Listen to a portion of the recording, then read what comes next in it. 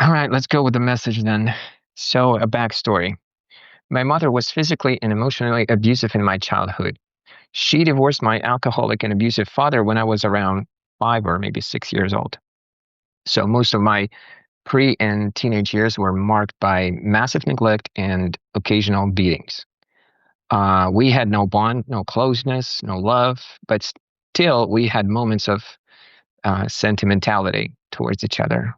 And I remained on speaking terms with her up until my first son was born, when I had to revisit basically all my life for the sake of his future. I defooed from my mother in October 2022 after our emotional and honest 2-hour phone call. In a way, I was inspired by your calling shows that I discovered around 3 or maybe 4 months before that. Before that, I introduced her, my mother, to my wife around 3 years ago. They saw each other in person twice, back when we were dating around 2019, and then when my son was around 6 months old in January 2022. And both times it was very briefly for a couple of days. They both started speaking over the phone when my son was born, and my mother was mostly interested in him. Back then, it was a relief for me since I could skip my boring conversations with her. Back then, I was bored with her because my anger came gradually later. So now my wife is in a difficult situation because her husband, me, fully condemned his mother for her past crimes. At the same time, he introduced them to each other when we were still on speaking terms. And my wife is not coming from a divorced family or anything like that. She had good relationships with both of her parents. So my sudden defooing caught her totally off guard. My wife cannot condemn my mother in the same way since she didn't do any direct harm to her or our kids or even to me. When I was basically an adult. At the same time, she's appalled at what my mother did to me as a child. My wife even keeps insisting that my mother loved and still loves me, and at the same time admits that a loving parent will never abuse their child in the same way. That's a total contradiction. On the other hand, it was I who introduced them to each other and facilitated their connection, mainly over the kids, grandkids topic. And I feel absolutely terrible for doing this to my wife. It's one of my biggest regrets ever. At the same time, I'm at least happy that I was able to keep my kids away from my mother and that they don't even know her. My wife had several conversations with my mother about all that post defooing situation, but she does not want to take sides anyway. She is torn apart. Every time this topic surfaces in our conversations, I get emotional, angry, and stern. And my main pain point is not that my mother was abusive and became even worse after being confronted. It's that my own wife is on the fence and cannot condemn the person she barely knows who did the most harm to her husband that she claims to love. Last time I spoke about it with my wife, it got so heated that she threatened me with separation if I kept this negativity and aggressiveness about the past. She thinks that I need therapy. Well, I say that no amount of therapy will change my stance on child abusers. I will always be angry at them. It's like my natural immunity now. I fully accept the responsibility for doing this to my wife, but I feel terrible knowing that she won't take my side in this situation. In a way, I feel betrayed. I know that you, Stefan, care about the children, and if philosophy can help me and my kids in this situation, I'd be happy to talk about it with you. Have a great day, and thanks for all your wonderful work throughout the years. So, number of years of a listener, 3 years, and I listened to calling shows before. Right. No, I appreciate it. One of the things I love about philosophy is there's always a new and exciting problem to be solved, or at least to try to solve. So I really sympathize with what's going on. And let's obviously start with the childhood and tell me, what were the sins of your parents? So basically, they were They got together on good old lust, I guess, if you can call it good. And my father, by this time, was already 2 times married and divorced with 2 kids from previous marriages. And this was not like a red flag for my mother for some reason. She also knew that he was a drinker, but he was a fun guy, and he was loved by all the women around them. So this was one of the key points why they got together. She mentioned many times that she married him in to spite others. Like, I don't know, it was that. So, but then obvious thing came in. I was born Sorry, out. just help me understand how. Because if it's lust, that's one thing. If it's spiting others, that's another. And just sort of step me through the details, if you could, about how marrying your father was spiteful towards others. Well, she was very good looking. She was very good looking. So I guess lust was kind of here. And despite, I mean, she was. It's like she was able to when he was in demand with all the other Oh, women not to around him. spite, but to win. Yeah, yeah, kind of like that. Okay, Like sorry. I thought the other spiteful, guy. like vengeful, or okay. And you're not using the word incorrectly. I just took it the other way. Okay, so I just wanted to make sure I understood Yeah, I'm that. sorry. So to triumph over other because your father Exactly. was good looking Exactly. or high status or in high demand, right? Exactly. Yeah. Okay, got it. That's that. So, and then after about a year and a half, 2 years, I was born, and surprise, surprise, um, every basically all the red flags that was was seen before, they just manifested in the same way. He was well, basically abusing alcohol. He was physically abusive. She mentioned that I don't remember any of that, but she mentioned that he beat me to the point that I got bruises that uh, that was visible, and they were too embarrassed to that people in daycare would notice that. And Oh, this daycare. combined So with, you were beaten when you were a toddler. yeah, sure, sure. No, well, Okay, not a sorry. It's a little toddler. disconcerting because you have no emotions about any of this. No, Yeah, no, yeah, I'm sure. No, actually, no, I got beaten as a toddler. Yeah, sure. yeah, I'm sorry. I'm I mean, actually very don't be nervous quite now. that. I'm not saying you got a sob on cue, but being that disconnected is a bit disconcerting. Yeah, you're right. You're absolutely right. I'm too nervous now to actually to get into this. Don't be nervous. Don't be nervous. It's just a conversation. So don't be nervous. But Well, it's just this is like the first time I'm talking about this to just about anyone except for my wife.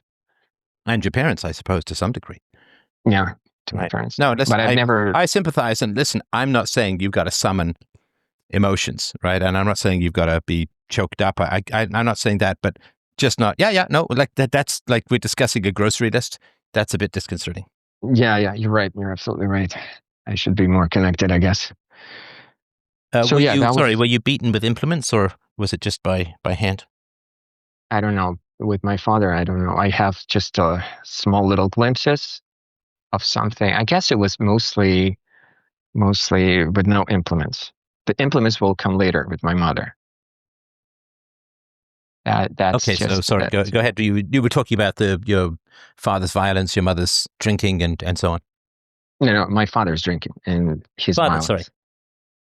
Yeah, so finally, my mom, in a way, was fed up with all this.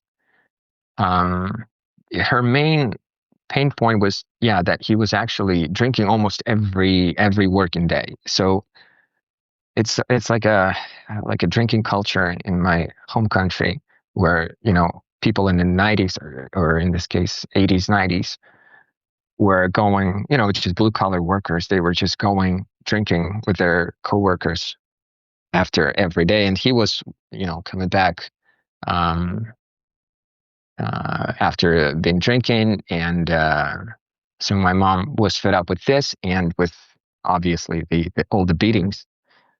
He also, I think he was also beating her, and not only me, to the point that we had to leave the apartment when we were leaving and go to her mother, his mother. So it was it was just chaos like this.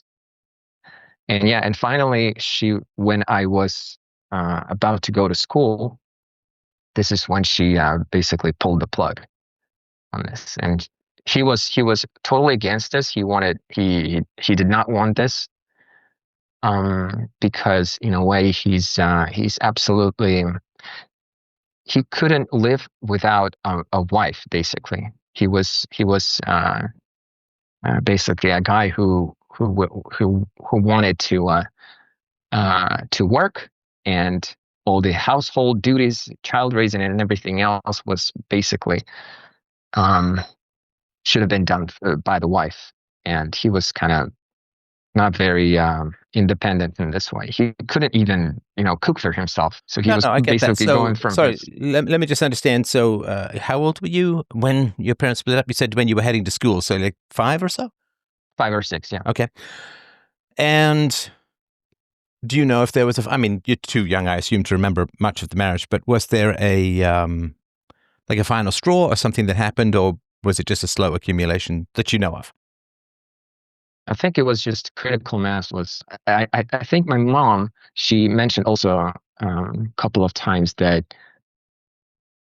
after they got married, she wanted like basically a divorce after like a couple of days.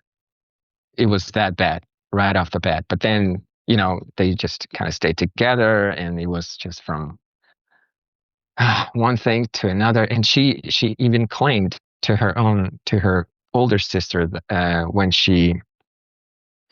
when my father, when he proposed to her, she came to her sister, her older sister, and she said, like, this guy, he proposed. I'm dating another guy, and he wants to take me, to other town, and this guy wants to marry me right away. What should I do? And she said, well, marry him.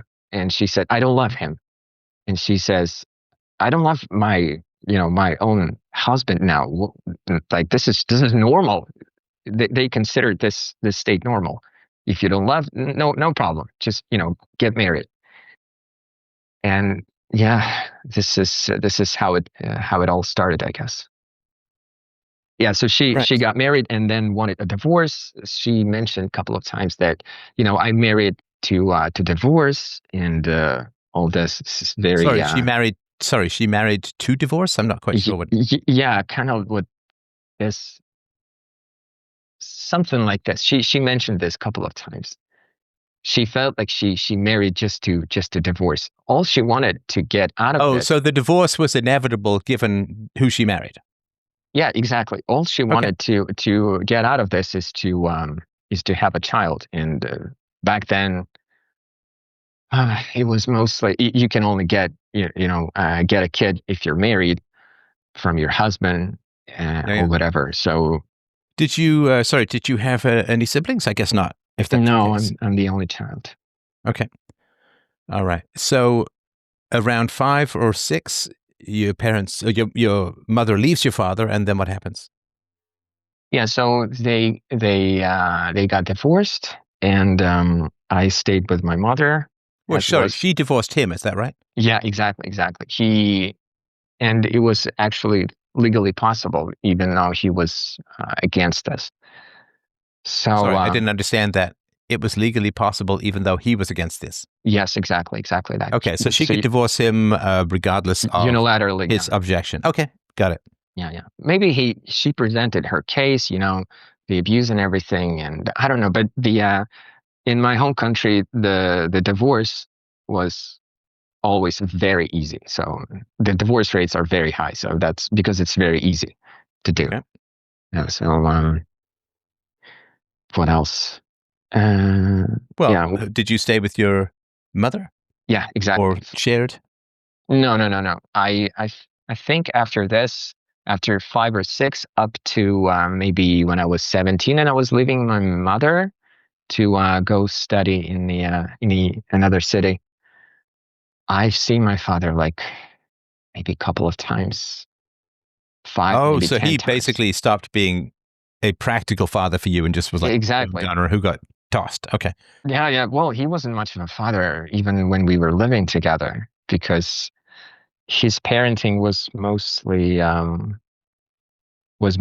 like treating me like a, I don't know, some kind of grunt or a soldier. He was just basically ordered me around. This I remember. My mother confirmed this. Okay. And so you stayed with your mother, and how were things with your mother? It was terrible. It was actually pretty terrible. But I can only say this now because I was under the impression for many, many years that it was kind of normal.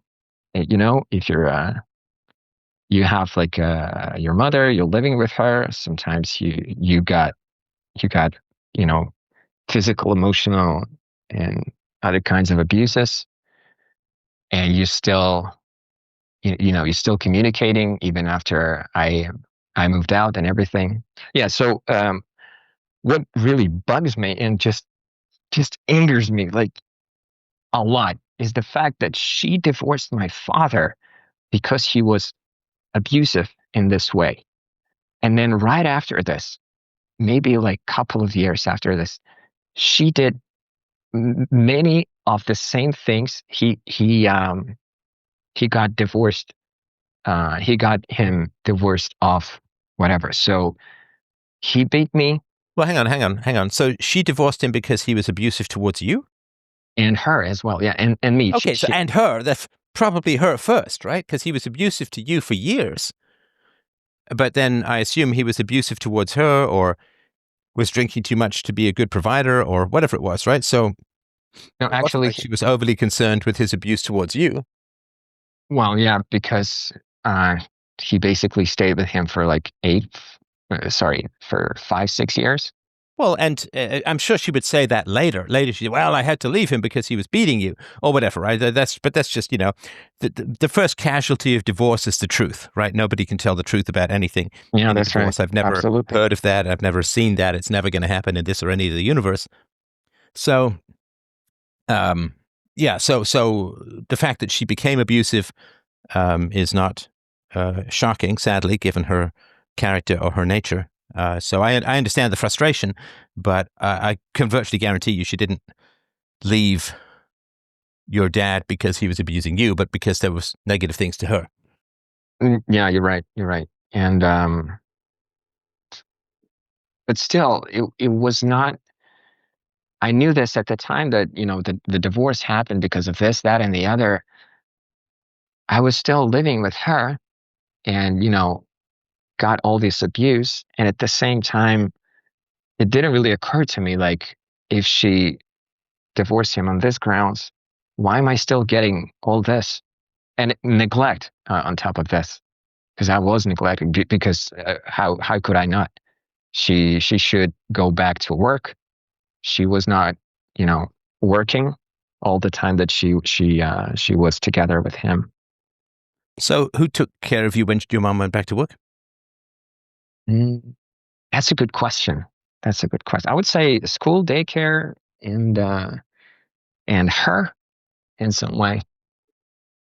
It was, Oh, so you went from kindergarten to after school daycare, and then you'd get picked up by your mom? yeah, exactly that. And after school, yeah, exactly, exactly. And what did your mom do for a living? What did she do? She was working in a factory as like a lab technician slash chemist. So I'm Okay, from so this. she was educated like a professional or a semi-professional, is that right? Yes, something like this. Semi-professional is better Yeah, description. I just, did your father pay child support or alimony or anything like that? Did you know of? I know that he did not, for the most part. He was obliged to pay something, but his official salary was, quite low, so he was only obliged to pay like basically pennies. And And what did your father do for a living? he was, and probably still is, he's a welder, blue collar welder. So It's so funny that he's an expert at joining things together and breaking things apart. Okay. yeah, exactly. Yeah. And one of the things that why he was pretty much absent through my teenage years and everything, he started working like Oh, long distance, like yeah. long distance. Yeah, you were doing all this prospecting and gold penning, something like this up north, Okay, and he was doing that kind of thing for like you're staying a month and then month at home, month at work, and like that. okay, yeah. I did 3 months and 3 weeks, but anyway, okay. All right. So it's amazing to me that without child support or alimony, it's your mother could afford, an apartment, food, amenities, and daycare. It's daycare. I mean, I know, and maybe in your home country it's not that much, but daycare can It's be. heavily subsidized. It's Okay, okay. basically it's a government daycare. It was not costing almost anything. School Yeah, is all the free. responsible parents get taxed to pay for the daycare of the women who choose bad fathers. Okay, all right. Right, right. Okay, so were you living in an apartment at that time? Yeah, exactly. My father got this apartment from his work basically, Right. and he just left it to us, and Well, that's transferred it. it. It's not like that. I assume it was rented. No, it was Oh, not was it? rented. It was Oh, his. so he got an apartment from his work. Like they gave him a whole apartment.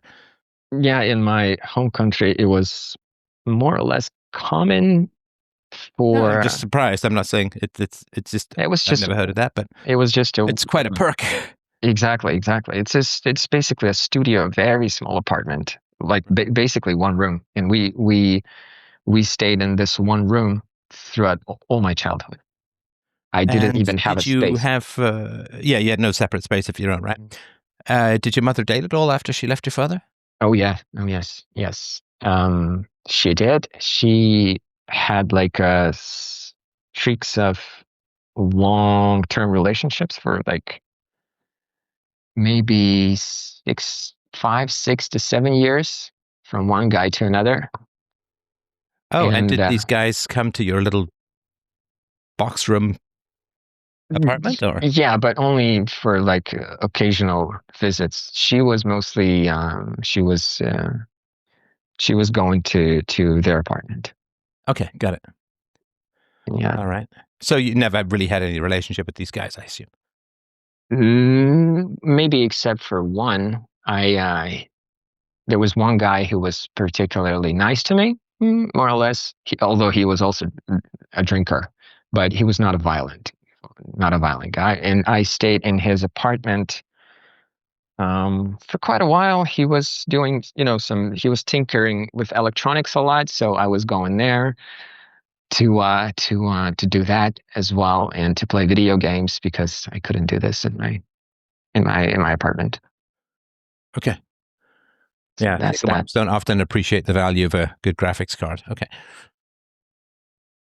Okay. And when she was out dating, and you said it was pretty soon after the divorce, when she's out dating, who's taking care of you? I mean, you're like 5 or 6 or 7. I don't think she went out dating right after this. I think she took some time for a little bit. I think she was single for some time. I don't remember exactly when the first boyfriend surfaced, but even without the dating and everything, she was still getting together with her friends, her female friends, her I don't know coworkers. She had a lot of friends from her school, basically. Yeah, And I mean, pretty people often don't even really feel alive unless they're being admired. So she's got to go out with her friends so that she can get looks from guys and feel desired. And yeah, it's one of the minor curses of being attractive is you tend not to feel like you have much value unless you're being admired. It's like a work of art doesn't feel admired in the basement, right? yeah, exactly. Not only that, all her, um, we can say boyfriends were younger than her. So she divorced when she was in her mid 30s, I guess, maybe early 30s, mid 30s. And then she only dated guys, especially when she was getting close to 40, mostly guys younger than her. And for Yeah, and then there's this funny flip where but then they have to date guys older than they are when they get into the late 40s, early 50s. Then they go from 10 years younger to 10 to 20 years older sometimes. All right. and well, not in her case. She was always No, dating younger. I still don't remember. I still do not understand what did all these guys found in her. I don't oh, know. come on. No, you can't. Come on. What do you mean? I mean, But I'm happy to hear your case, but what do you mean you're confused about what the men saw in her? I don't know. You let's say she's like 35, and there's a younger guy who's like 30. I mean, yeah, she looks 30, so it's not like she's like an older cougar or anything like that. But yeah, it's. But I mean, the quality of the boyfriends was even lower than my No, no, father. hang on. Sorry. What I'm still trying to understand why, and obviously there could be a factor I'm missing, but why is it confusing that your mom would provide value to younger men? That's a good question. Because you said like I had no idea what the guy saw in her or whatever, and I'm not trying to be picky, but I'm trying to figure out why there's a blind spot in this way. I mean, it's a common one, so don't feel bad. But I'm just, what do you mean? Yeah, maybe you're right. Maybe this is there's there are perks, but Well, what is it? I mean, they didn't love her for the quality of her personality, right? They didn't love her for her youth and fertility. They didn't exactly. love her because they admired her character. Of course, as I said, they didn't love her because they wanted to be a wonderful stepfather to you. So why did they date her? I don't know. I guess it would be sexual access, Yeah, I something mean, like that. not just sexual access, but looks and status, right? So if she's a good-looking woman, That's right. then the men experience higher status by being out in public with her, especially if she looks younger. That's right. But I mean, there was a lot of women around who were, just as good looking and younger. I mean, I don't know. It's just, Well, okay, so let's work through that, right? So there were women around who were good-looking and younger. Well, again, the man in particular cares if he's not interested in starting a family at that point, which mhm, a lot of young men aren't that interested in that, right? Then a man is interested in sex, looks, and status. okay. And so obviously she offered up sex. She was good looking and she improved the man's status. And she wasn't pressuring the men to marry and have kids because she was too old. Like an older woman is not going to pressure a younger man for marriage and kids. She might pressure him for marriage, maybe, but not for kids because she's, kind of past her peak that way, right? She's already into geriatric pregnancy land, right? So if you're Exactly. just looking for a fun time that's high status with sex, how does your mom? I'm sorry to be, so frank about your mom, right? But how does your mom not fit that bill? No, I think you're absolutely right. You're right. In that way. In that way. And she was specifically, right after the divorce, she was specifically set basically in her tracks in a way that she said I only want to have one child, one husband in my life. I'm not gonna ever um, I'm not getting married in my life ever. And not only that, she did not even want to live with a man. She was just she had this peculiarity about her. She was I don't know. She was not feeling okay living with a man like constantly. Like a husband and wife Yeah, okay, I get it. do. So that's even more attractive for young men, right? She wanted to only to live by herself. Right. So as I said, that's even more attractive to a young man who's just looking for sex, looks, and status, right? Because he's Exactly, not going to exactly. get pulled into some commitment requirement, right? And That's he right. maybe That's right. doesn't feel guilty about wasting a younger woman's fertility if he doesn't want to settle down, right? Well, yeah. In this case, you're right. You're right. Okay. The only So but you said she had some longer relationships, right? 6 or 7 years. Yeah, yeah. She was like a serial dater or whatever. What's the word for this? Serial monogamist. And Monogamous. Yeah, exactly. what do you know why the relationships ended? Um, if- it's not funny and funny at the same time, but one, two guys that I remember who was like both 7 years, they died. That's why the relationship has ended. These are younger guys. Well, yeah, I'm not sure about the first one. Was he really younger? But I think so.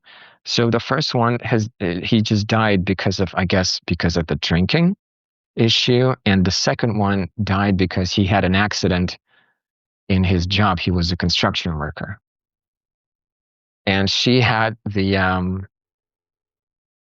a like a dark joke about her. She said that she's like a black widow, because old men that could stay with her for like 7 years or more would die somehow because my father got away, she said, because they've been together for a little bit less than 7 years. Then the guy for 7 years, he died. Then another one, he died after 7 years. Yeah, and the other ones was a little less, and they didn't die. I'm sorry. I'm just uh, yeah. This is all very disconcerting. I'm sorry for laughing at this. Yeah, it's kind of tough to make jokes about men you were supposed to really care about and love. But okay, I mean, I get that's her personality. Okay. Okay. So when you were a kid, did you have much access to socializing, to like playing with other kids in the apartment building? Yeah, absolutely. We didn't have any issues with that. It was, mm, I think you were talking about your childhood a lot. Like it's a free roaming childhood. We had something similar. You can always like go to the out of your apartment building, and there's always like 5, 10 kids around to play with. And yeah, that's what we do. I played a lot um, out on the streets. Well, not on the streets, in the in near the apartment building. Yeah, I'm a smart guy. I know you're not playing on the road. Okay. Yeah, exactly. All right. So did you have any access to any extended family or anything like that? Yeah, because I got sent to my grandparents, her grandparents. Uh, it's Sorry, her grandparents or your grandparents? sorry, my grandparents, her parents. Okay, got it. Yeah, so it was very like customary, especially in my home country, to for parents to send their kids through the whole summer or like a month or two or so to their grandparents, especially when they're living Where apart. did they live in? Yeah, I always think that's in the country, but where was that? It was a very small town, different town, and I well when I'm saying I'm from this small town, it's like 100K people, and their town was like 15,000 people maybe. Right. Yeah, very undeveloped. I did not like it because I had to stay in the apartment for the most part because every time I tried to go outside to play or even to just walk down the street, I would get harassed. Sometimes I got robbed. You just, Sorry, harassed. Why do I think gypsies? No, what do you mean? exactly. Imagine gypsies, but it's just different nationality. So it Right, was right. it was just a jungle basically Yeah, for a I had kid a to be summer in. once. I had a summer when my brother went back to England, my mother went to Germany, and I ended up staying with a friend of mine's grandparents. I didn't know them, and the woman was dying, and it was just like this really dour summer of like Yeah, depression crazy. and yeah, it's just like, yeah, get out, right? Um, okay, so let's get to the negative things that happened with your mother after the divorce. You said that she took over the beatings after a while. Yeah, and I I still remember some of them, and it was yeah, it was pretty. I don't remember anything, of my father because I was, I guess, quite young. But with her, since it was after I was 6 onwards until maybe I was about 14, 15, this I remember very clearly. So I remember and spanking, beating, implements, just hands. And should I tell you about specific Whatever is occasions? on your mind is usually good to share. Sometimes we don't know what the sharing is for until later. So if it's popping up in your mind, it's usually good to share. Okay, so one of the first things that I kind of remember, which was very severe at the time, when I was, I think, in grade two. So I was about 6 or 7, maybe even 8. Um, I I punched my classmate in school, and I don't know. In my country, you get the like a note from the teacher that you did something wrong, and it's sent to your parents, and it's terrible for kids because um, normally the parents just take teacher's side and they just uh, uh, the kids basically got in trouble for those notes, for those basically bad grades for the behavior. So it was my first time that I got, in trouble like this. Yeah, I punched my classmate. Absolutely, um, absolutely, in a bad manner. So it was my fault. What were the circumstances, if you remember? It was terrible. It was so basically, we were waiting for the teacher to come, um, and the class was about to start. And everybody, it's customary for the kids to stand up before the teacher when they come into the class, and everybody would just stand up. And after the teacher didn't show up, everybody just sat down and to their desks. And one guy, like a very silent, uh, or very quiet guy, and for some reason he just remained standing. And everybody would just tell him like, "Hey, hey, hey, sit down, Pat, sit down. Don't worry about it. Sit down." And I just came up to him and I just punched him, and I'm just not punched him. I punched him in the groin. So he was terrible. I still don't remember where And did is I. that because you might get punished collectively if the teacher came in and nobody was standing? No, not really, because everybody was sitting, and I think I just wanted to, I don't know, show off, or just I don't know, maybe because there was some kind of bullying in me that I wanted to like a crab in a bucket, you know, like, hey, you got to fit in or something like that. So it was terrible from me, from uh, on my side. So I did this. He bent over. He didn't respond in any way. The teacher came in, and there was one girl who told like, hey. Uh, this guy, which meaning me, he punched this guy, and the teacher asked like, is this true? Everybody said, yeah, that's true. I got the note with the bad grade for behavior, and it was sent to my mom. And this is what happened. So after my mom she found out about the situation, she was screaming for like a couple of hours, and she beat me for this.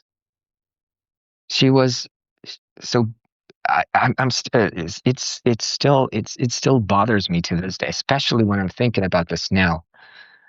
So I punched a guy, and because of this, I got punched myself. And who's gonna punch her?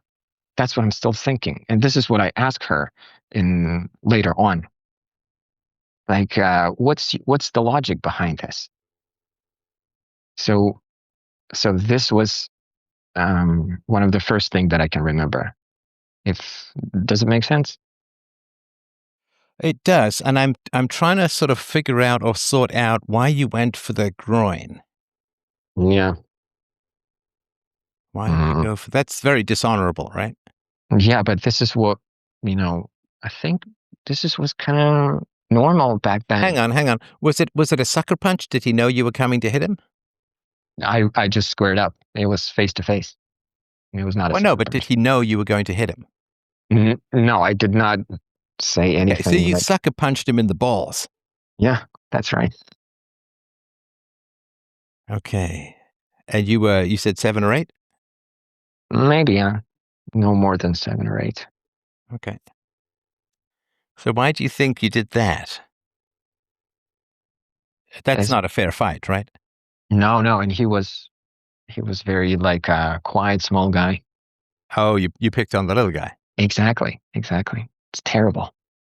Well, I mean, you've said that a couple of times, and I mean, we can do all we want as far as moralizing decades ago, but I'm just more curious. The judgment stuff is, I mean, I'm curious But what the again, motivation was. I mean, I I think I know, but I'm just curious what you think. I mean, your thoughts are more important than mine in regards to your behavior.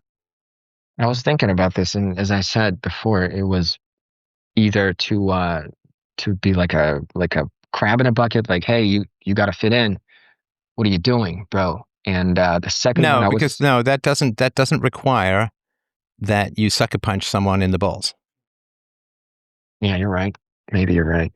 And the second one was just I tried to show off. Maybe I just did it in a bad manner. Okay, what do you mean by show off? Show off like I can, um, oh, you know that if you're just if you capable of violence and you can, um, make a guy do whatever you want No, but in sucker punching a little kid in the balls is not a status thing. exact. But I don't know. Maybe it was just done in No, a you're just bad. being your dad. Really? Yeah, you're just being your father. How come? Well, because your father was sexually successful by punching a little kid, Okay. right? I mean, your mother married him and had children with him. So we do what our parents do because they're our template for sexual success, and our genes say do what your father does. So you were trying to. I assume you had like most kids who come, and if I'm wrong, tell me. But most kids who come from very chaotic and violent households have sexual thoughts before puberty, and significant sexual thoughts before puberty, and so you were trying to be attractive to the girls by doing what your father did to you because that attracted your mother. Well, yeah, it sounds absolutely fair. Absolutely fair. To be honest with you. And this kid couldn't fight back any more than you could fight back with your father. I think we were. Yeah, I think I was a little bit. You said he was a I was small, bigger. quiet boy. Exactly, exactly. One of And he those certainly guys. can't fight back if you sucker punch him in the balls. Mm, I wouldn't say that I punched it directly right there, but in this region. Yeah, in this region. All right. Do you really want to nitpick about how close you were Oh, to yeah, the I'm balls? sorry. I just remember him bending over and just. Well, you hit the Uh, target. yeah, I guess. I guess you're right. So humiliating smaller and weaker children, humiliating and attacking smaller and weaker people is sexually desirable to the females. So this was, in my view, a mating display for the females to say, I'm like my father who got my mother. Can you please explain this? Since it happened after the divorce, how can this? No, but the template is still there. Your But I mean, father reproduced sexually, and our genes tell us to do what works in terms of reproduction. And if your father reproduced and made you, then you have to do what your father does in order to reproduce and make another one. so you're saying it was mostly. Uh, I got a template. It was Yeah, mostly this was a unconscious. mating display for the females around, which is to say, I'm like my father, who by definition was sexually successful, got to reproduce. So if this Okay. is what the women like, if this is what the females of my society like, then I'm showing that I'm that. Because you would assume that the girls were raised by men similar to your father. And therefore, violent and abusive men are what women like. So I'm going to show my attractive side by being like my father. Yeah, it was very normal back then. Right. In a way, I mean, it was even in the conversations between boys. We it was customary to and normal to say, "Hey, you know this guy? Can you beat him?" Yeah, it's like that Or old joke of like, my dad could beat up your dad. The other kid says, "Really? What would that cost me?" yeah. Okay, so yeah, that was that. All The right. So I mean, you can say, as you did a couple of times, "Oh, that's horrible. Oh, I was so bad. I was so wrong." And yeah, I get that. I mean, if you'd punched my son in that way, I'd be having some conversations with your parents. But just judging it as sort of bad or wrong doesn't get you to understand. everything that led to this. Yeah, that caused it. And the reason I'm saying that is I think I know what's going on with your wife and your mom, but I want to get there to gather information because I don't want to be premature in my explanation if it's wrong, right? Okay, so how often would your mother assault you? It was very occasional, but it was pretty massive in the way it manifested. So maybe because I mostly remember the biggest one, that's why I could say. But it was not like regular. It was one of her arguments when I confronted her and I said, "Why did you beat me in this situation or in this situation or this situation?" She just pushed back with, "Oh, I wasn't really beating you like every day. What are you talking about?" So that's her argument. I So mean, how often would it happen? I remember, I don't know, maybe once every couple of months because Okay, so a couple of very. times a year. And what about yelling, verbal intimidation, maybe name calling? I don't remember name calling, but yeah, yelling and intimidation was very regular. And how often might that happen? It was, yeah, and every time you ask this in the calling shows, I'm baffled Just because roughly. I mean, just roughly. It doesn't need to be, a couple of times a year for the sort of savage beatings. Was it a couple of times a month or a couple of times a week or? at least a couple of times a month. Yeah, I would say a couple of times a month. Okay, so maybe 3 or 4 times a month for screaming or yelling, and then 3 or 4 times a year for the beatings. Is that right? Yes, I think so. Okay. And what would happen the rest of the times that your mother disagreed with what you were doing or wanted to change your behavior?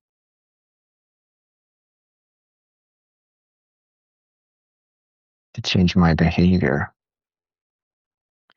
I think I got into a habit of lying very quickly, so I could get away with, you know, most of the things.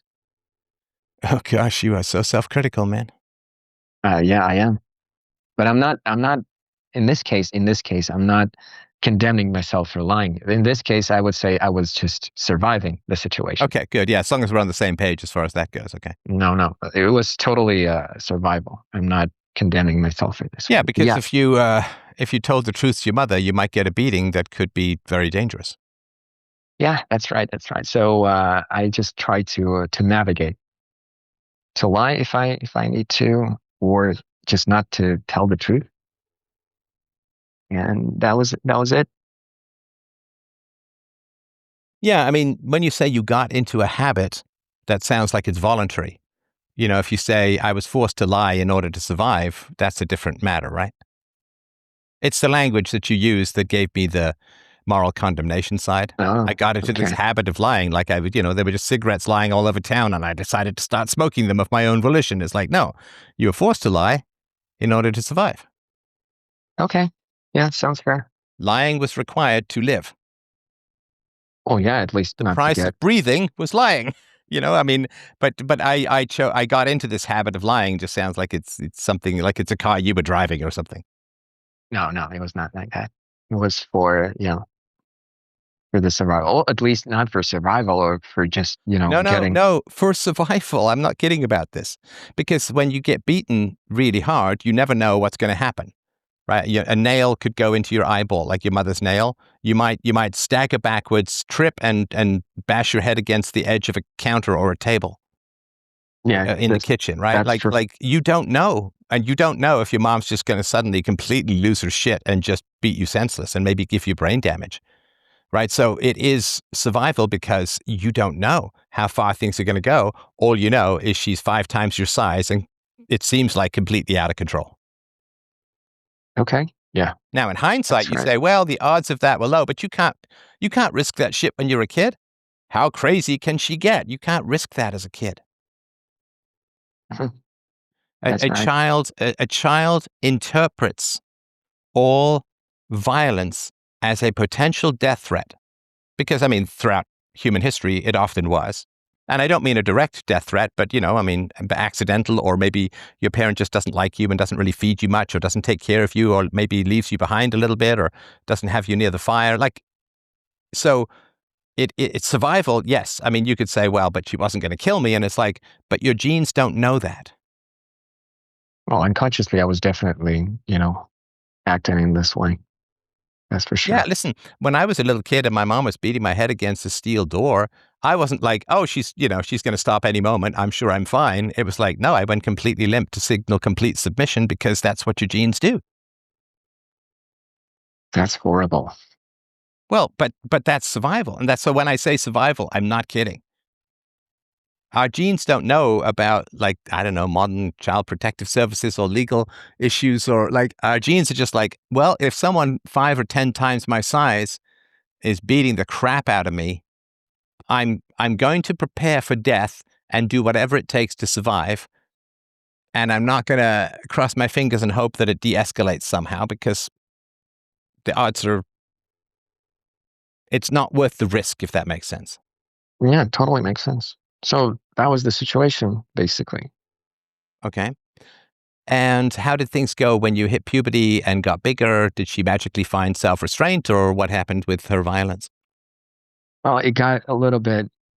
mm, well, it got less and less and less, obviously. But again, this is because I started to just avoid it a lot of times. Because when you're little, it's you're not that smart, or you're just getting in trouble more.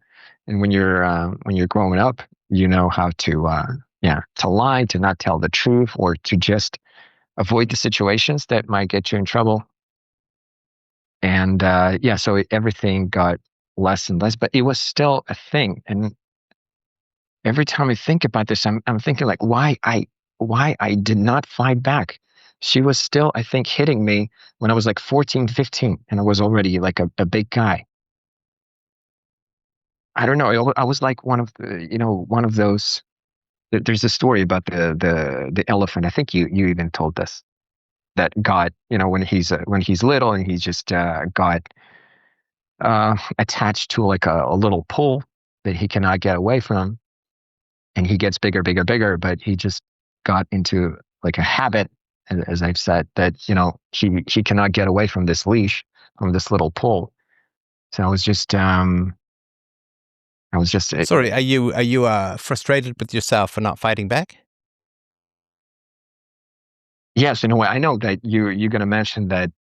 Yes, it's not, as long as I was under her care, I couldn't really do this, because if Well, she but I'm trying to understand why you're frustrated. If you know that, why are you frustrated? It's like saying, well, why on earth didn't I walk 3 days out of the womb? It's like, because you're a baby, you can't walk. I'm trying to, and I say this with due sympathy and curiosity. I'm trying to figure out why you're frustrated.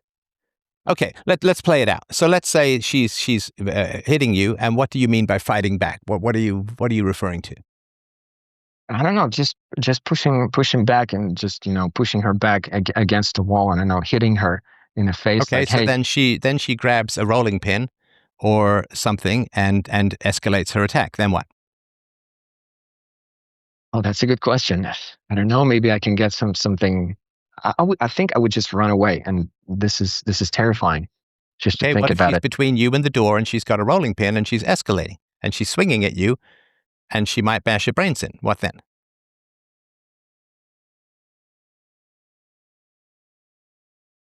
I don't know. It sounds scary. Okay. Just What if to she think calls about it. the what if you push her, she staggers backward, bangs her head against the wall, and then calls the police? No, this will never happen. This never Why is that? happens because it never happens in my home country. Women never call the police if they're being assaulted. By their kids, no. No, you're not a kid. You're 15. So, and you're bigger than her, right? So you're saying that women never call the police and never complain about assault if they're being attacked. I would say it was not very customary. How would you know?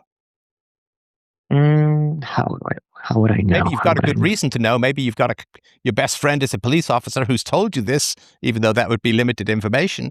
But how would you know if That's never. women never call the cops on their adult or their almost adult sons who are bigger than them, who are, quote, assaulting them? You're right. I've had no knowledge of this, but at the same time, I didn't know that it was a thing. I've never heard of this. Sorry, you didn't know what was the thing. That a woman can do this. A mother can do this with. My mother called the cops on me, and I'm not trying to say that they're the same. I'm just saying that that's what happened with me. But that's crazy. If you Why? say Sorry, so. why is that? Why is that crazy? Help me understand. When The women fact when women face physical danger, who do they reach for? or the powers that be, I guess. Yeah, they were men, older brothers, fathers, uncles, Exactly. Yeah. big Yeah. big You're right. friends, the police, right? I mean, yeah. This is if this woman, let's say your mother, would be my daughter or my sister. Of course, I would want her to call the cops, protection. Call the neighbors and anything like that. I'm just Okay. it's So just your mother, let's say she calls the police, right?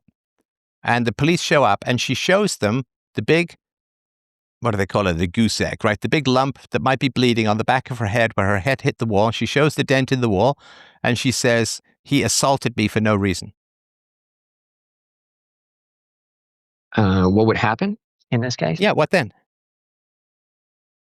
I think no, because Come on, who do the cops go with? Who do the cops always believe? The crying mother or the surly teenage boy? I know you want to say that Don't women. even try. You know the answer to this one. I know where you're getting to. I mean, Cops are the ultimate simp white knights with this kinds of situations almost always. Stefan, seriously, if you just knew how many such assaults happen in my childhood with just people around me, and if I the get it. cops, I'm if the talking about cops, your mother calling the cops. I'm not saying it was 100%. I'm not even saying it was 50%. But what happens if she says, my son assaulted me for no reason? I simply asked him to tidy up a little. I asked him to do the dishes. I asked him to finish his homework, and he just threw me against the wall. I'm terrified. I'm frightened. He could have killed me. Right? well, obviously they would believe her, but I think she would be just she would get scared of the cops in this situation And why? because it was basically unheard of to call the cops in such situation. You hadn't heard of it. That doesn't mean it was That's right. impossible. That's right. That's right. That is right. Okay, That's so correct. what happens then? You're a big kid, you're almost a young man, and your crying mother is saying that you assaulted her just because she asked you to tidy up a little. And then what? What do the cops do? I think we're both just getting our talking to, and that's it. Maybe, maybe Maybe, not. yeah. Maybe they take you down to the station to talk to you some more and scare you. That's a possibility. Yes. Maybe you get charged as a juvenile and you have to go to juvenile detention. Yeah, but this would be very bad for her, isn't it? No, because nobody would blame her. She's the victim. She's the mother.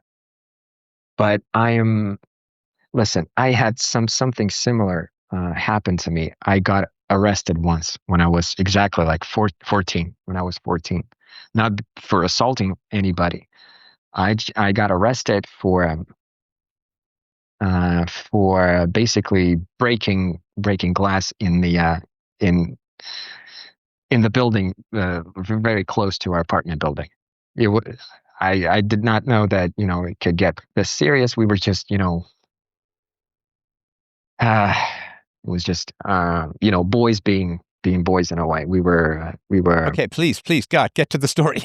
Yeah, I'm sorry. It's just, uh, so the So thing you is that got arrested for I got breaking arrested. glass when you were 14, and then what? And then what? Yeah. So, and then I got arrested. I got detained for hours and hours, almost for the whole day. And when my mom got, And you didn't know what was going to happen. yeah, absolutely, because It's 14 terrifying. is the age of legal responsibility. Right. So I I mean, I was, won't get into a long story, but a friend of mine was shoplifting and I didn't know it. And he got caught and I was called his lookout and we got dragged off to the cop station for the day. And yeah, it's pretty alarming, right?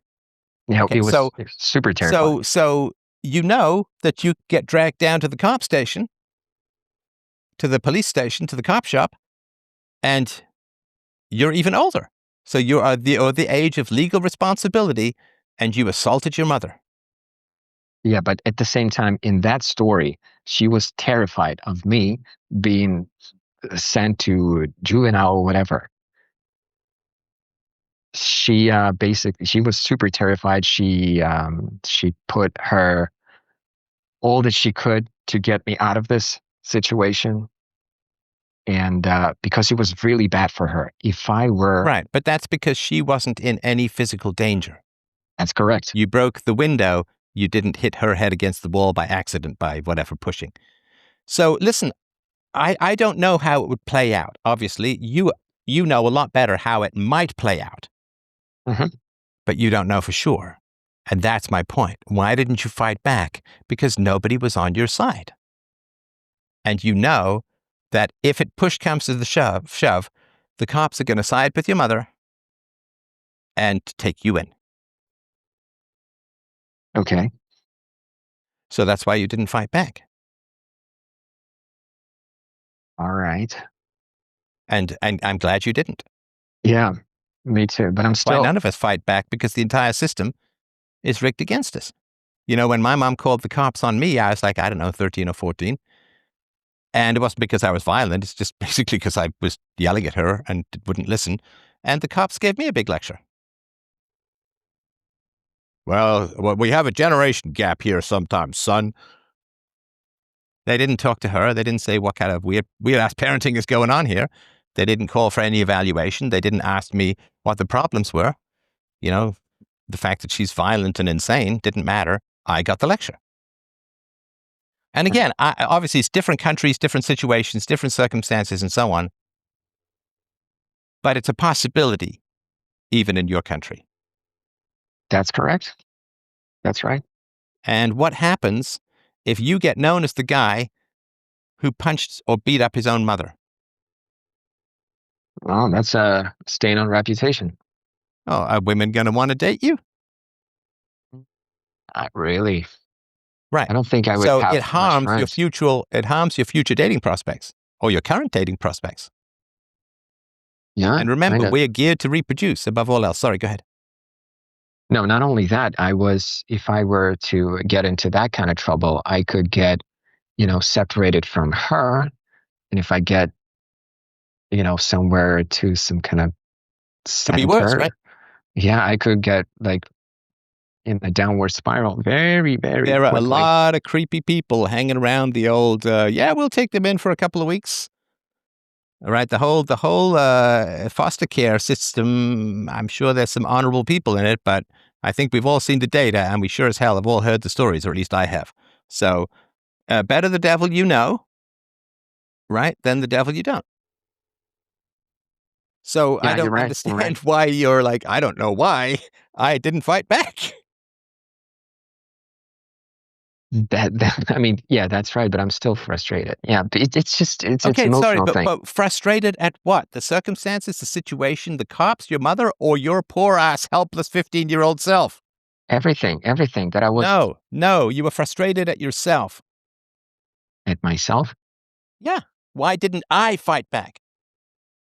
Because you can't Yes. win. Alone. That's right. The whole system is rigged so the kids can't win. That is Why totally did I right. step into that boxing arena with both of my hands tied behind my back? Well, because you can't win. Hmm. Right. I try not to get engaged in battles where I can't win. That's called wisdom. And I'm glad you had it. Well, you're right. You're right. So don't assume that there was something wrong with the decisions you made in a situation of coercion and subjugation. Why didn't Okay. I fight back against those prison guards? Well, because they beat your ass. That's why. And they can lock you in a cage with no food, right? Well, seriously, when you putting this way, because in my head it was just like I'm fighting back, and she just stops doing that. Yep. Yep. But it can get really ugly. You're right. Well, yeah, it can really escalate. And here's the other thing too: you're trapped in a tiny box room with someone who's really pissed at you, have shown themselves capable of violence at some point, and you got to sleep sometime. Oh no, just don't tell me this. I remember this No, I'm story. telling Oh, you yes. this because it's true. Ugh. This is what my friend's grandmother told Yeah, me, yeah, I remember this story. right? You got to sleep sometime, kid. Oh no, it's just ugh. And she did. She hit him with a tea tray when he was napping.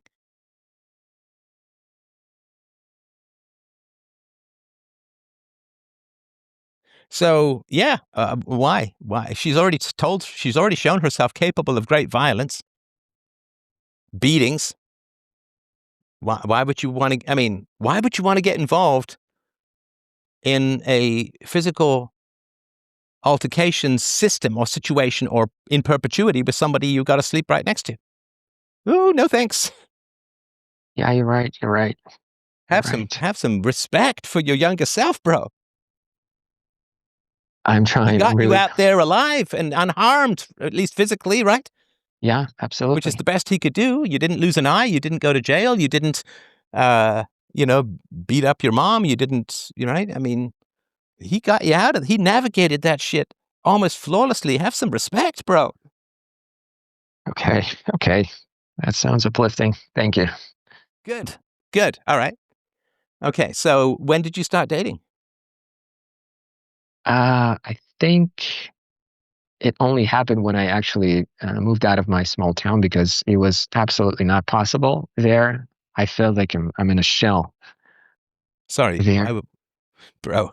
I hate to fight with you the whole call, but what the hell? What do you mean it's not possible? Oh, because you were living with your mom?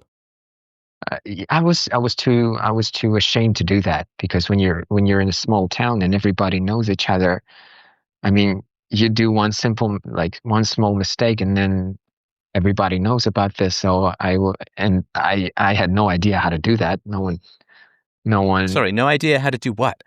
How to date Yeah, without yeah. other people knowing? No, no, no, not like this. How to do this properly. How to do what properly? How to date, how to, talk to girls and all this stuff. Okay, so you didn't know how to talk to girls. I didn't know anything about this. I Okay, mean, so I'm trying to get specifics, and then you say something like, "I didn't know anything about this." Does this mean talk? Does that refer to talk to girls? exactly. And um, understand that I was in school the whole time.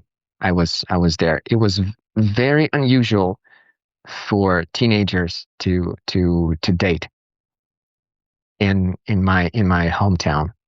It was very unusual. Everybody would mostly focus on studies in this age. The people who dated, it was very, very occasional. I barely knew anyone who could, pull it off.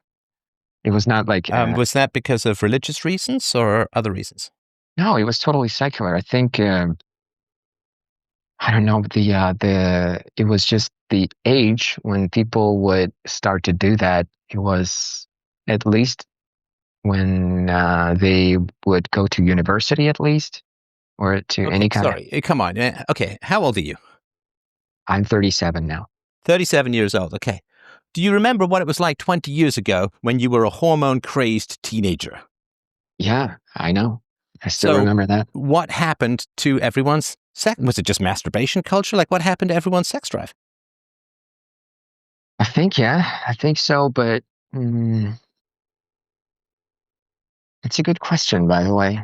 Maybe it was just we could I mean, that's why use. God and nature gives us these crazy hormones so that we can overcome the fear of rejection, right? Yeah, that's right. But I think I just poured all my energies into studies because it was the No, but only. everyone did. That's my question. Like, what happened to everyone's? I mean, how was it all overcome? What happened to everyone's sex drive? That people are like, yeah, I could wait till my late 20s to date even. Uh, yes, like not to 20s, but I mean No, 18 I and said up. late teens. Sorry, did I say Yeah. late 20s? I meant late teens. If I didn't say that. Okay. Sorry. So yeah, it's 18 and up. Yeah. But before that, when you're in school, it was very unusual to have people dating. Seriously. It was like that in my basically in my social circle at least. Okay, and just so again, I'm sorry to be repetitive, but I'm still not sure why. How did some factor overcome raging teenage hormones? And I'm not sure if I understood the question properly. In Okay, my so case or you've general. got you've got a geyser and you've got a lid, right? A geyser is this massive eruption. A volcano, right? You've got a Hmm. volcano and you've got a cap on the volcano. Now, one of the biggest volcanoes of all is male teenage sexual hormones, right? Right. So what put a lid on that volcano so that it didn't manifest at least in dating? Because you're Right. dying to date girls, you're dying to have sex, you're all that sort of stuff, right? I mean, it's funny because it's almost like one day to the next. One day, girls are just irritating people who slow down your sports games, and the next thing, you're just girl crazy, and all you can think about is that, right? And so, I guess my question is, what social factor was it, or what X factor was it that managed to kill acting on these kinds of drives? And I don't necessarily mean sex, but at least dating. Yeah, but I think for me, when I remember myself, I was if I liked a girl that I knew of, it was mostly like it was romantic, I would say, to the to it was not like in any kind of like a flesh sexual kind No, of but way. romantic is sexual. Yeah. I Okay, mean, yeah. if you're married and you go to your wife and you say, I've developed romantic interest in someone else, would she say that's good or bad? Mm, I guess it's good. Let me try this again. You go to your wife and you say, I've developed romantic feelings or a romantic interest in another woman. Oh yeah, this I didn't understand the question. No, Yeah, I'm it's sorry. I terrible. No, probably no, no. explained it badly. So, whereas if you say, hey, I really like this guy I met, I think we'll be friends, she wouldn't be bothered, right? Yeah, okay. So, romantic is sexual. So if you have romantic interest in a girl, it means you have sexual interest in a girl. And I'm not saying romantic is only sexual, but it's based on sexuality. Yeah, that's right. That's right. Okay. So you're sexually attracted to a girl. And none of this is a criticism. This is just pure anthropological curiosity. I think it's important, but we'll figure it out as we go. So you're sexually attracted to a girl. What's the earliest age that you remember that happening? I'm not sure if I can say sexually attracted, but I think I first kissed when I was 6. When I Okay. was So 6. 6 to 18 is a dozen years, right? So how is it that your, we'll just say, romantic interest in girls, and let's just say, I don't know, 13 to 18. It's just half a decade, right? Hmm. So how is it for half a decade you don't ask a girl out? given that your hormones are screaming at you to start talking to girls and asking them out? What's the counterweight? What's the counter pressure? I was just studying all the time. Oh, That come was on, man. seriously, it was that bad. What are you, an entire continent of nerds? Exactly. Well, I could ask a girl out, but I think I'll study instead. No. I was a No, that's total not nerd. it. That's not it. What is it? I don't know, a shame. Just fear of rejections and No. Fear of rejection is taken care of by the hormones because you're mad with lust, and that helps you to overcome your fear of rejection. I don't know. All men, or everybody, it's funny, like every man goes through this phase where they think that they're somehow special because they fear rejection from girls. Every man feels fear of rejection from girls. Because if you're not being rejected by girls, you're not aiming high enough. That's correct. Right? Mm-hmm. So, fear of being rejected by girls is natural and common to every male. So it's not that. What is it that kept just about every male from dating in their teens? Do you know these stories when, if I remember then if there was a couple or I don't know, a guy or girl or a guy who would just, make a move or anything just because it was a small town situation, everybody would be just, making fun of this after Okay. this. Everybody who makes a move gets made fun of. No, that was very, very No, very normal. Every guy who makes a move gets made fun of. That's also, and that's basic sexual competition, right?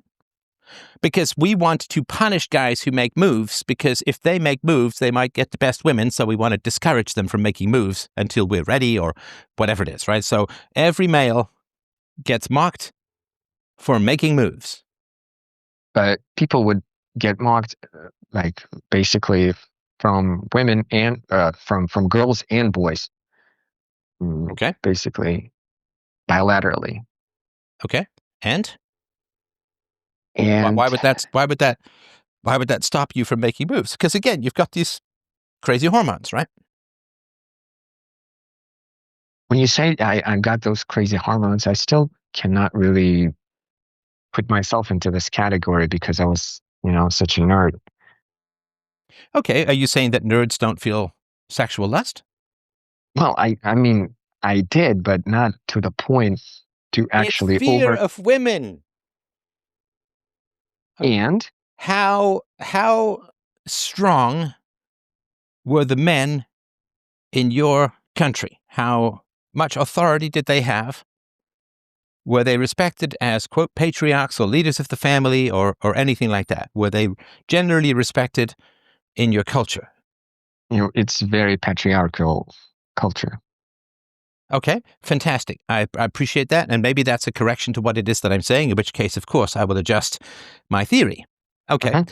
So if it's a very patriarchal culture, why did your mother divorce your father? Maybe it's because it was not like a patriarchal in a way, like you would think about this, like father's rule and, the dad Okay, knows but if you're best and using the that word stuff. patriarchy and then you're saying, well, it's not in the way that you would think it is, then you're kind of screwing with my head. Yeah. Right? Okay. Sorry. Okay, I want you to go left. And and then you turn left. And I say, well, I didn't mean left in that sense. You'd be like, well, why did you use the word left if you didn't mean it? Okay. Let's define the patriarchy, I guess, or Patriarchy is the men get respect and are largely in charge of the majority of important decisions in the household. that's more like it. Yes. Okay, so That's you're close. saying that you said that the men drank a lot, right? Yeah. It was a lot of drinking. Okay, so if the men drank a lot, did the women give them a lot of respect? No, absolutely Okay, not. Right. And we don't know which came first. Did the men drink because they didn't get respect, or did the women not respect them because they drank? Doesn't really matter. But this is Mhm. what you saw. You saw growing up who was in charge. Who was in charge? Uh, do I have two options, men or women, or Yeah. what? Who was in charge? Let's just talk about your experience. You were Okay, given to your mother. She was in charge. she was in Your charge. mother, Yes, this is why earlier you said they split up, and I said no. Your mother divorced your father, right? that's correct. Right. That's So exact. your mother was in charge of the divorce, and she was in charge of you after the divorce, right? Yeah, total custody and She everything. dated younger men for the most part, right? Yes, Okay. Even as she got older. So she was in charge, right. So right? women were in charge. Did you have a lot of female teachers when you were growing up, when you were young? I don't mean in high school, like in primary school, sort of grades 1 to 6. Yeah, it's normal situation. Right. 99% are. So I assume the significant majority, if not all, your teachers were female, right? Yeah, except for like PE class, maybe the Yeah. No, arts but and I mean, the crafts. majority of your teachers, I Yeah, don't know that PE is really teaching, but okay, you know that old say, if you can't teach, if you can't teach gym. Um, okay, so as you were growing up, females were in charge.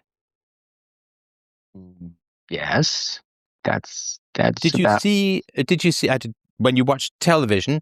Did you see commercials where men were treated with respect? We're treated with respect.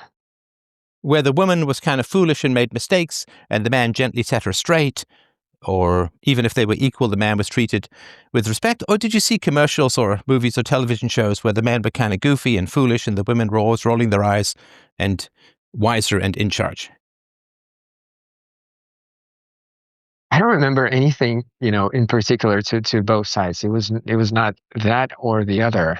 It could be more in Western Europe and North America, but That's right. That's right. okay. So let me ask you this: when you were growing up, who was your male role model that you aspired to become because he was wise and strong and powerful and treated with respect? That's a good question. Who was it? Who was it? I mean, the pause is the answer, right? Yeah, you're right. I think There was no one. maybe when I got into, music, it was musicians, guys with guitars and everything.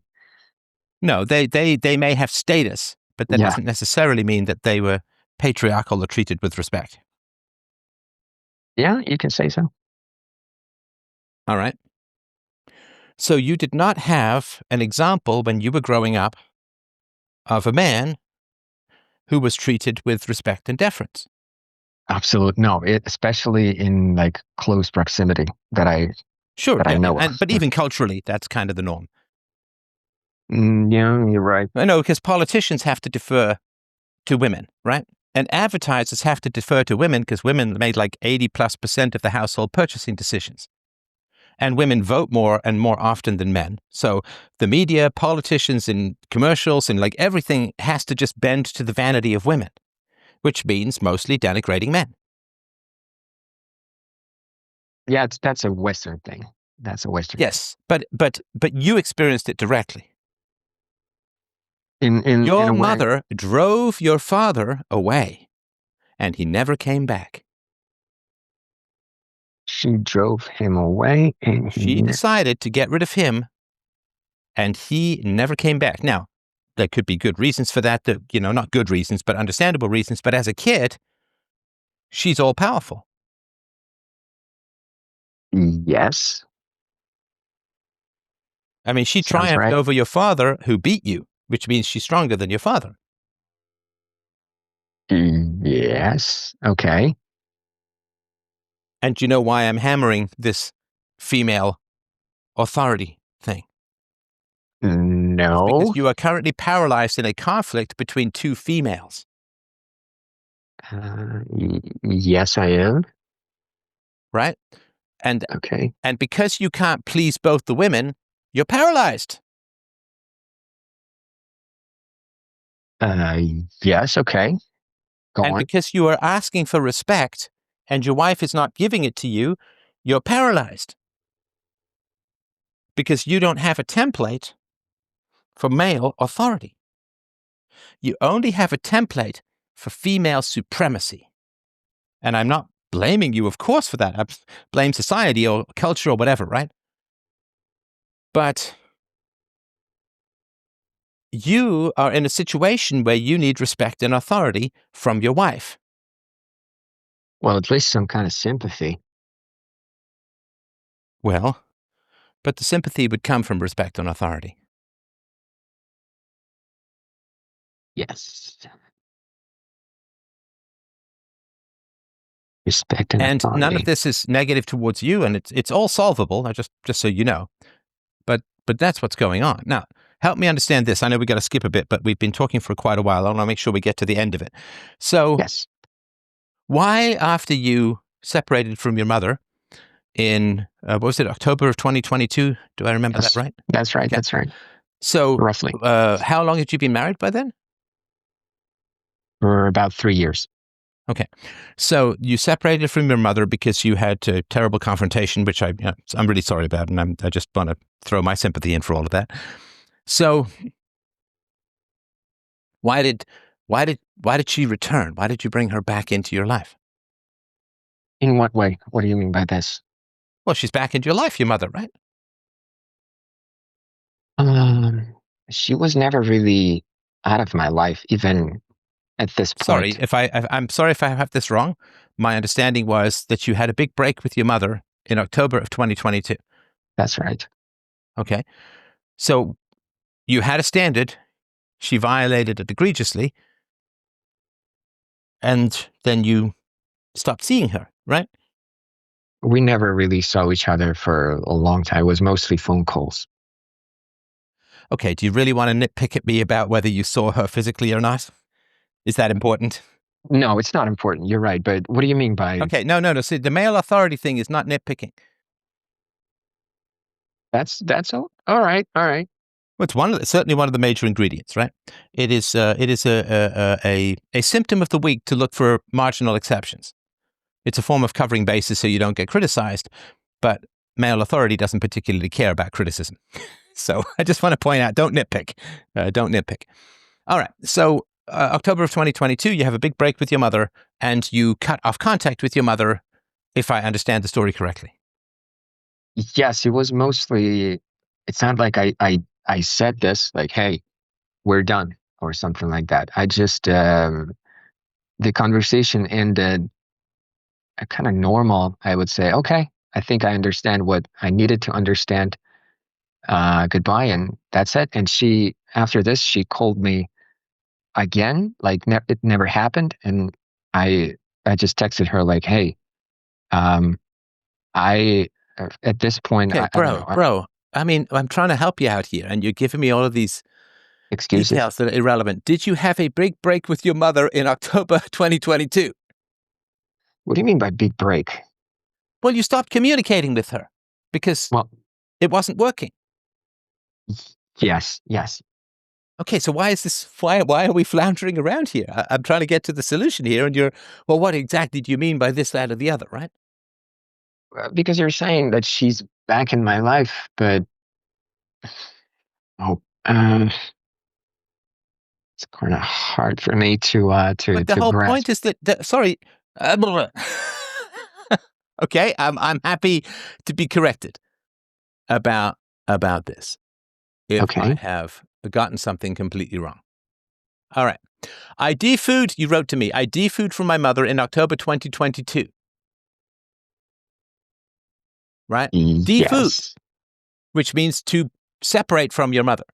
It's like divorce, right?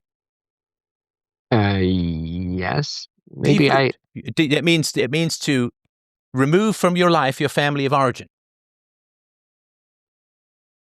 Okay. Do you think So I when used when this you write to me incorrectly? this, Do you remember writing this? I mean, that's one of the reasons I have people read their their actual email. No, actually, Cool. I wrote it, this version. And No, I wrote it I just don't care about recently. versions. This is what I read. Versions Yeah, don't mean anything to me because this is what I read. you're correct. You're correct. I You think said, I de-food from my mother in October 2022 after an emotional and honest 2-hour phone call. In a way, I was inspired by your call-in shows that I discovered around 3 to 4 months before doing this, right? yes. So you separated from your mother in October of 2022. I think it's the situation that you are describing a lot. No. You're describing it. You wrote it. Mm, What? I don't okay. understand what the problem. What is the problem here? I mean, was it incorrect what you wrote? Maybe I'm. What do you It's mean? Maybe you're hesitating as if I'm getting something wrong. Which, if I'm getting something wrong, it's because you gave me the wrong word. yes, I did. I think I Right. So did. if I said I divorced my wife in October, my divorce with my wife was finalized in October 2022, right? Okay. And then I said, so you divorced your wife? No. Why would you think that? Does it really sound like this? I do food for my mother in October 2022. That is separating from your mother. It doesn't necessarily mean permanently, blah, blah, blah, right? But that is a break with your mother. Yes. Yes. Okay. Okay.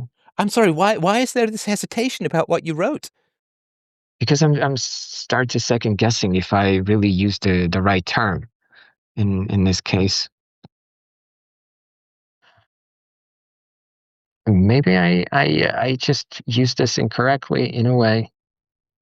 Because honestly, in this case, I would just, how would I describe this then? We just stopped regular communication like before.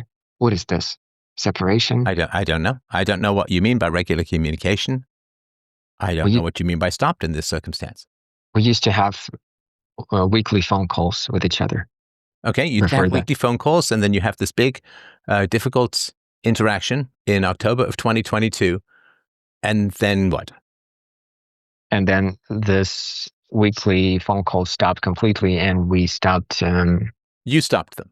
Yeah, I stopped them. Okay. So you stopped talking to your mother. Yes, but Why is there a pause about this? I don't understand. because I'm I not trying to still, catch you on something. I'm just trying to understand what you wrote to me. yeah, because I did not block her. I still Okay. replied to I her. don't care. I don't care. You stopped talking to her. Okay. Did you text back and forth? Was there some other form of communication that is making this muddier? All I'm trying to Yes, do I is did. understand. I did. I Okay. texted. And so what was your texting about? After this, she tried to get the situation straight with me, so I texted her, all the questions again. Um, um, and I think after this, we only texted a little bit back and forth, and Okay. it was So getting worse and worse. there was some residual communication after October, but it didn't resolve and it faded out. Is that right? Absolutely, yeah, it faded out completely, almost to the point of just several text messages after this, a year after, and maybe a couple of like this a little bit before. So it was mostly her trying to text me and me replying in some way, or not replying at all if the message is just insulting. Did you say, hang on, what did you say to your wife? And I'm sorry about that, I really am. And I heard the insulting part, which we'll come back to. But what did you say to your wife about your phone call with your mother? Well, I just described it what we were talking about, and everything that she said to me and everything that I said to her, as is, well, not verbatim, but the basic gist. And I don't know.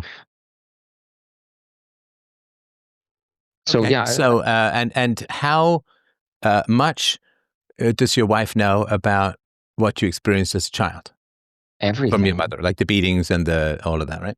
Well, every major event like this, she knows of. Okay. So I want to make sure I get things correct here, right? So you defewed from your mother, which was your last significant or voice or mutual communication, was in October 2022, but there was a little bit of residual texting, but that's faded out within a year, right? Um, not like within a year. So we had this conversation. Then she tried to call me again, like nothing happened. I rejected this. She tried to text me, and I responded a little bit. And then after a year, she contacted me again through the text, saying basically like, "Hey, let's forget everything." And I responded like, "Okay." Um, so the basic gist was that she asked me like, "Hey, let's forget everything bad. Let's remember only the good. Forgiveness, blah blah blah." And I said like, why wasn't I forgiven? Why did you choose me this father? Okay, ask me first. Answer all these questions if you want to. So basically, standards, just regular standards. And she just retaliated and start even calling names and everything, calling me asshole and so That was after a year or longer? after year no communication, and then she tried to maybe uh, to I can't even say make amends, but to kind No, of she's not making amends if she's calling you an asshole, right? but this was after I did not just say like yeah let's forget about everything. I did not say that, and she got aggressive. Okay.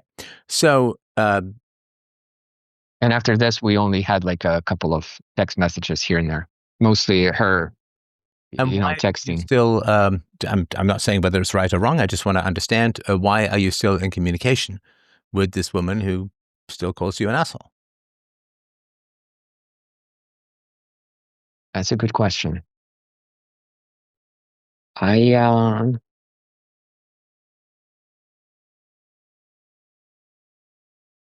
I think it's kind of similar to maybe your situations, that I'm not like my door is open, but I'm just not gonna let her in with.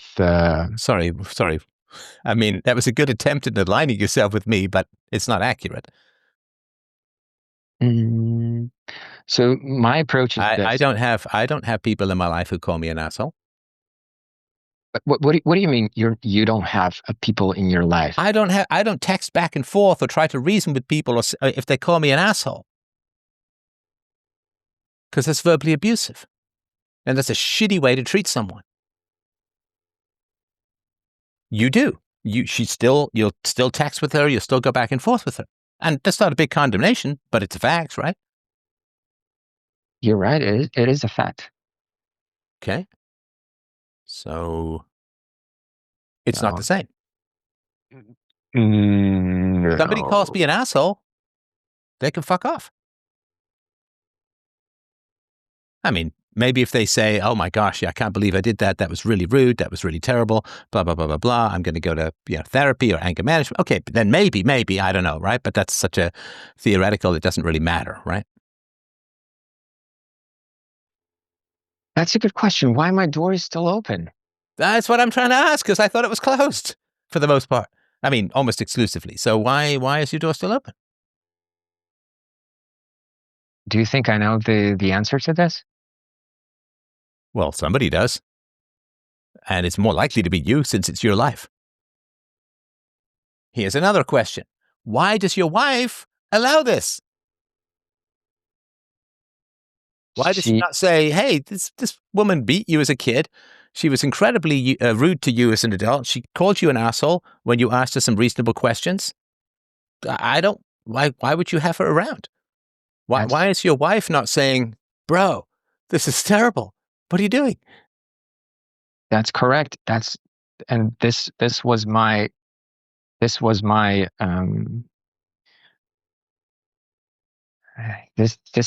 is where I wrote my part about feeling betrayed.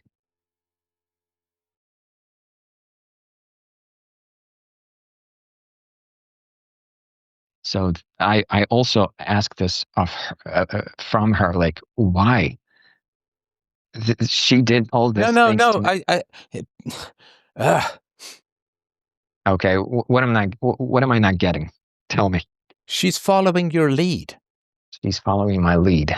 Who's betraying you? Who's betraying me? Am I betraying myself? Of You want to say? course. Okay. I'm You're betraying having someone myself. in your life who calls you an asshole, and you're still communicating with them. Is that correct? E- Yes, but I'm not. Oh man, I feel the need to nitpick here. Like I'm not No, really hey, no, communicating. be honest. If that's your preference, go for it. Because again, I could always be wrong, so feel free to nitpick. Okay, yeah, my nitpicking was around the fact that I only responded to the actual to something which have some kind of substance, which is not like a girly insult or anything like that. This I Okay, ignored. I don't know what you mean by something that only has some kind of substance. Uh, The only thing that you should be responding to is is what? an apology, An a deep, apology. heartfelt, sincere apology, and restitution, and a reasonable assurance that it's not going to happen again. Mm, so basically, I responded to something that looked like that for her, but not for me. Okay, okay, You don't. go for it. I don't know what the hell that means. I mean, when she texted me like a year after the break, like, "Hey, let's forget about all the bad things," and I only responded to No, that that's since not an then. apology. Yeah, of course, Well, how is it's that not an an apology. apology? Yeah, How is it pretend that nothing bad happened and pretend that I never did anything wrong? How the fuck is that an apology? that's not an apology. And do you want to say that No, it no, you said it sounded like an apology to her. I to don't know her? what that Yes. really means, but Well, when the person is kind of like doing evil things all the time, he may see this thing as like a way. I think even my wife mentioned this once. She said like, well, maybe she's trying to be apologetic, but she's just doing a bad job.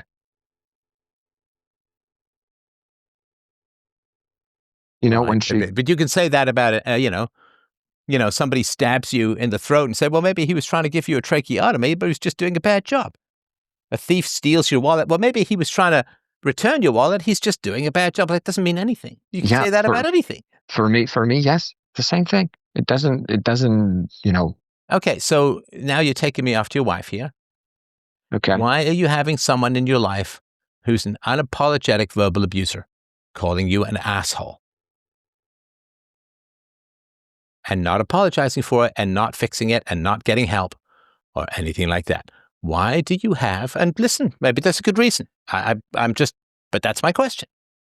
Why do you have someone in your life who's calling you an asshole and won't apologize for beating you as a child or choosing your father or driving your father away or whatever your major complaints are? I mean, I have some of them. I'm sure I don't have all of them.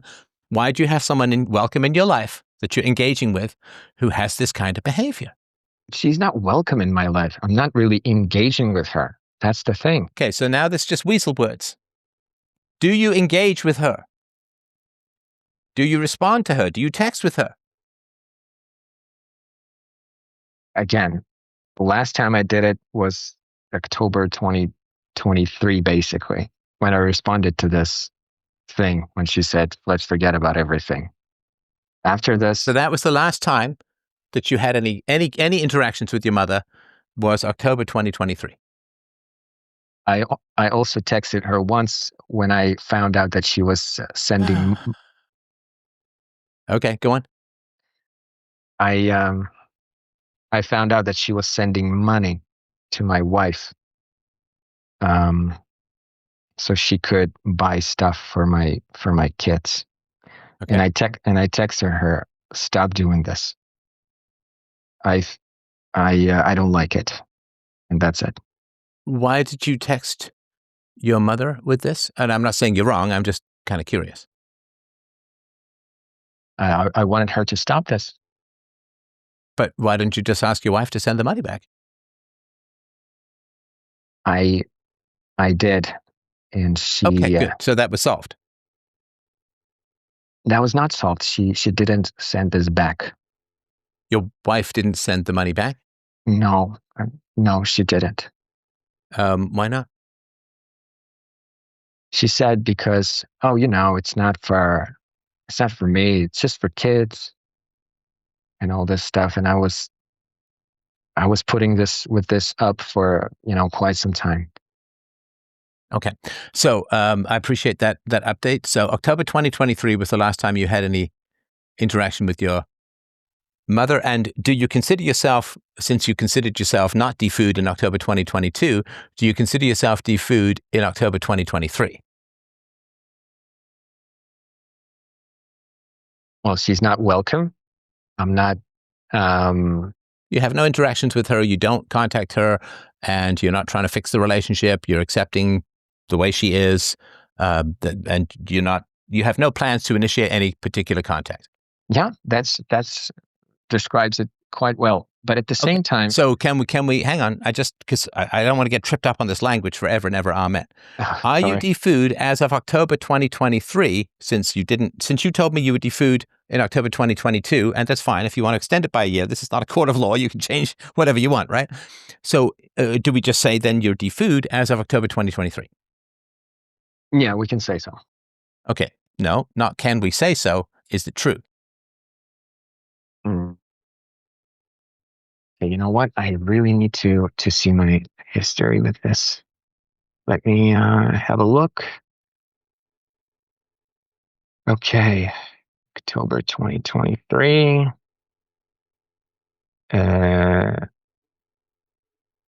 Yes, it was the last time, and then the only time was when I initiated was when I said, "Yeah, stop sending money." A year Okay, later. got it. All right. So you're defooed as of October 2023, right? Yes. Okay, good. All right. So you said before that I introduced her to my wife around 3 years ago, but because we moved to DFU a year later, we got 4 years ago, right? 4 years before. Mm, yes. Okay. Okay, they saw each other in person twice, back when we were dating around 2019. And when my son was around 6 months old in January 2022, both times very briefly to 2 to 4 days. They both started speaking over the phone when my son was born, and my mother was mostly interested in him. Back then, it was a relief for me since I could skip my boring conversations with her. Back then, I was bored with her. My anger came gradually later. Okay. Now, you said, now my wife is in a difficult situation. Her husband fully condemned his mother for her past crimes, but at the same time, he introduced them to each other when we were still on speaking terms. My wife is not coming from a divorced family, good relationship with her parents. Sudden defooing caught her off guard. Okay. Was it a sudden defooing? Had you not expressed to your wife that you had problems with your mother and you were going to try and talk to your mother about those problems and so on? It's not a criticism. I'm just curious. The sudden part was mostly related to cutting contact, this regular phone calling. Okay, got it. All right. So, you hadn't talked to your wife about the stuff you'd been listening to in my show? Is that right? That this sort of family separation thing is, an option if the abuse is not diminishing. Yes, we were talking about this a lot. That's why I'm So basically hang on. calling you. If you were talking about it a lot and she knew that you were going to confront your mother, how is it a sudden thing for her? And I'm sorry if I'm Do you mean misunderstanding. before this? Trying to follow. Before this. Before No. this referring to what?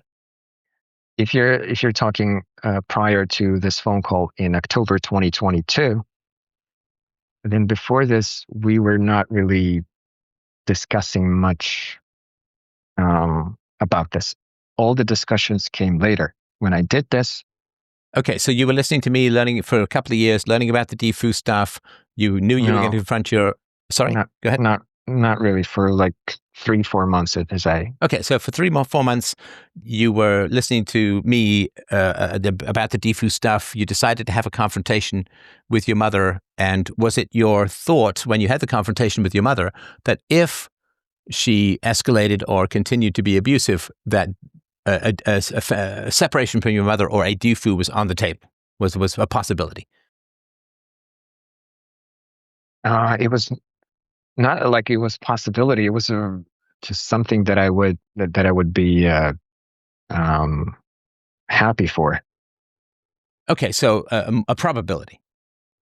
A high probability, of High course. probability. Okay, so you went into, and again, I'm not trying to cross-examine you in any way. I'm just trying to understand. So you went No, it's into all the right. conversation with your mother knowing that a DFU was a likely outcome and might in fact be a preferred outcome. For me, yeah, absolutely. Okay, oh, of course it's for you. And your wife didn't know about any of this. No, I did not tell her like, hey, I'm gonna have this conversation. We had like a regular phone call, and it just went into it. Okay, so why did your wife? And again, it's not big criticism. I'm just trying to understand why did your wife not know about this? Because I was not really planning for this. It just happened spontaneously. No, this is not true. You If you've been think? listening to DFU stuff and you decide to have a confrontation with your mother, you know that there's a risk it's going to go badly, right? Yes.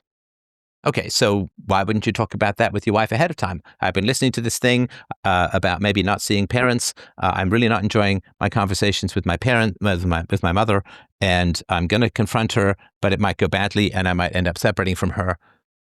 Why wouldn't she know that?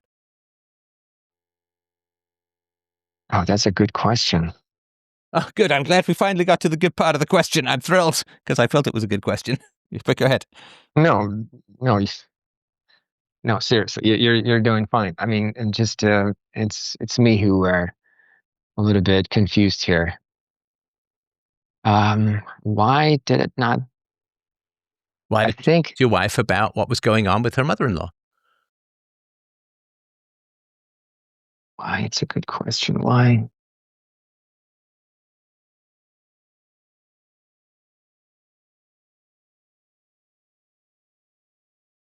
I cannot say that I don't know because I feel like I do know. What's this?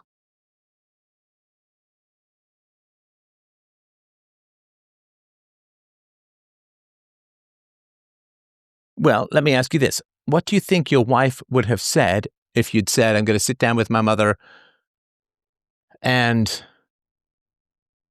there's going to be this confrontation and I might end up not seeing her for a while? I, What would th- your wife have said? I think she would try to talk me out of this. Okay. And so that's why you didn't tell her. Yeah, this is what I'm thinking at least on the surface. Okay. And again, it's not a criticism, but what would she have said? Right. Okay. So you play your wife. I'll play you. Okay. Let's just do a little role play here so I can understand this. Is that all right? Hmm.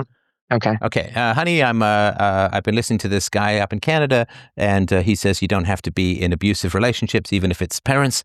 And my mother beat me, black and blue when I was a kid, and screamed at me, and it was just pretty terrible all around, and so on. And I don't enjoy interacting with her. It's negative for me.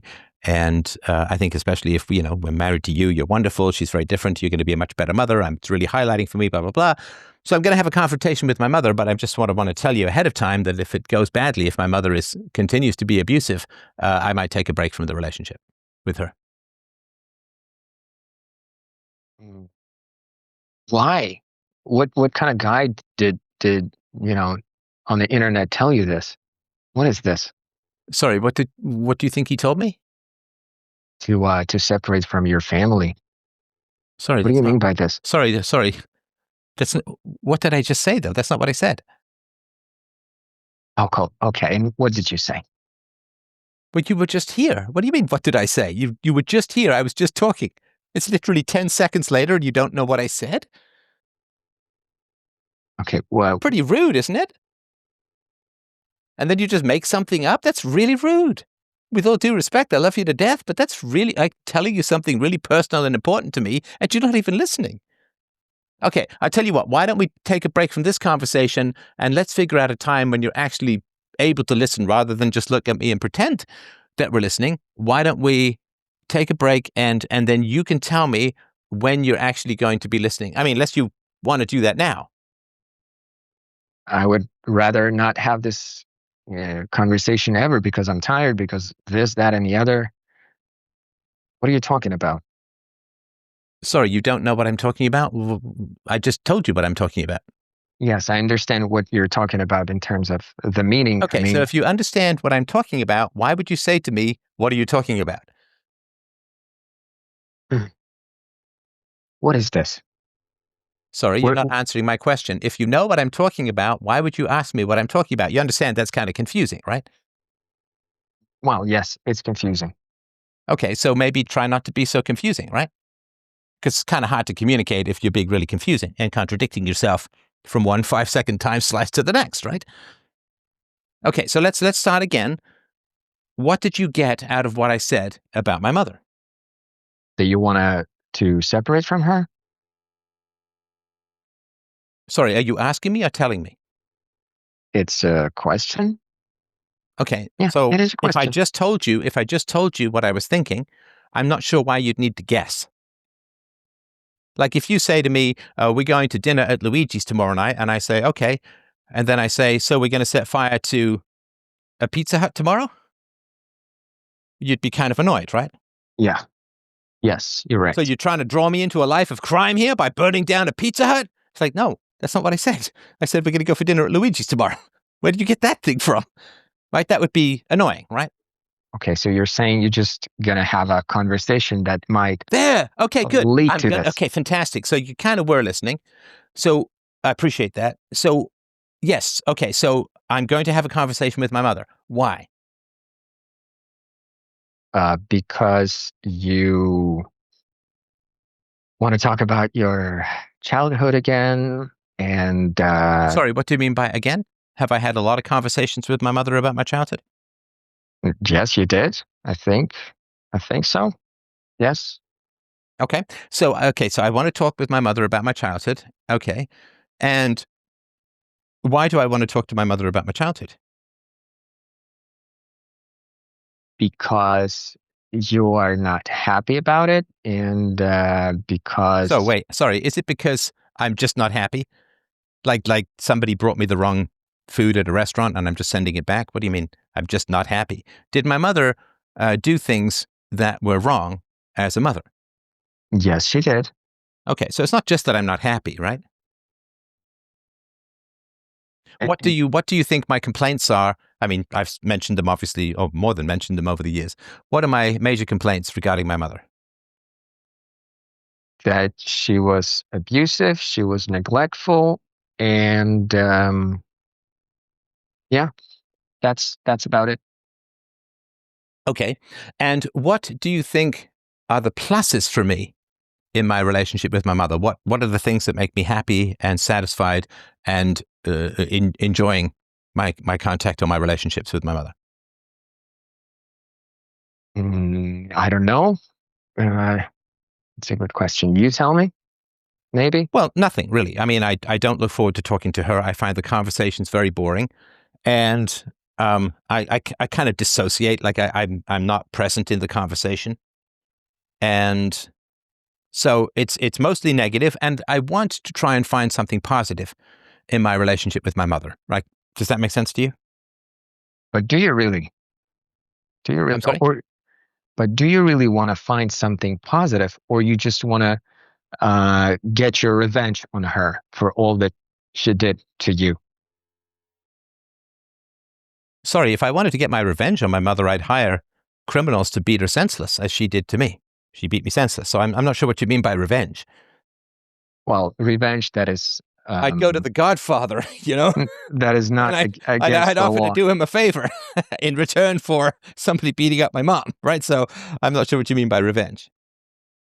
Well, it's easy. You're staying in the boundaries of the law, but you're just kicking her out of her life when she's old, when she's I'm sorry, kicking her out of, do you mean my life?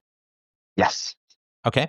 So, I just want to make sure I understand. So you think that I'm setting a trap for my mom that she can't win so that I can kick her out of my life? Well, yes, because you're giving her all this, everything that you're saying. Yeah, it's obvious she was abusive and all that stuff. Yeah, that's right. Y- you're right about it. She cannot win this argument against you. Well, she can she can take responsibility and apologize. Maybe go to Oh, therapy, get some anger management, something, right?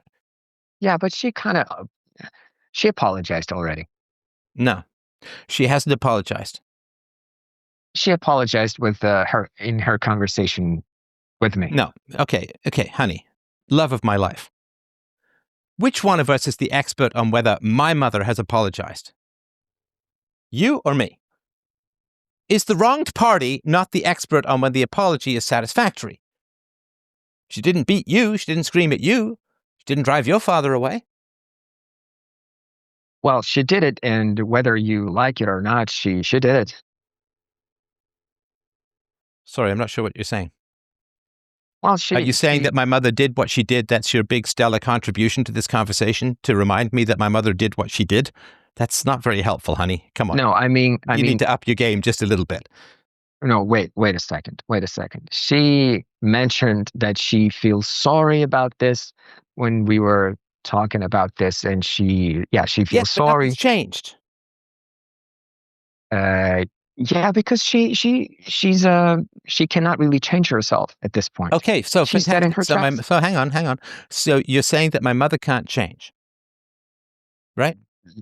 Yes, absolutely. Okay, She no, won't I change. appreciate that. I think she might be able to. I'm willing to give it a shot because I want to give her, every chance. So let me ask you this. I mean, we have our lovely child, right? Sorry, is a little boy or a little girl? We have a boy and a girl. A boy and a girl. Sorry. Okay, so we have our lovely children. Now, let's say that my By mother babysits. by Uh, this moment, we only have one child. Yes, the girl came later. okay, so we have our little boy, and let's say that my mother is babysitting, and let's say that my mother did to our little boy, or does to our little boy, what she did to me. He She will beats him. never do No, that. hang on, just let me finish. It's kind of rude to interrupt. Okay. So my mother does to our boy what she did to me as a boy. Would she be welcome to babysit again? No, Ah, okay. So, would we ever leave her alone with our son again? no, Okay. we won't. So, if my mother does to our son what she did to me, she would not be welcome as a grandmother in the home. Is that fair to say? Yes. Okay. So, you have no problem detaching from my mother if your son gets abused. But the fact that, even once, but the fact that I was abused multiple times, I should continue the relationship. So Yeah, you'll but cut her off if she abuses your child once, but the fact that she abused me 100 times means I should somehow continue like no problem. yes, but understand, it was in the past. You're a big guy now. She No, will no, no, never no. do If that. she abuses our son, that also was in the past. We come home at 9 o'clock, she abused our son at 6 o'clock. That's also in the past. No, but I You mean, didn't mention anything about it being in the past when she abused our son. So don't pull that on me. All past about abuse is in the like a past unless we happen to long find it in the past. moment. Okay. It's a long time ago. Right. That's what I'm trying to say. She's had a long time to change, apologize, and improve. So that doesn't help your case. Okay.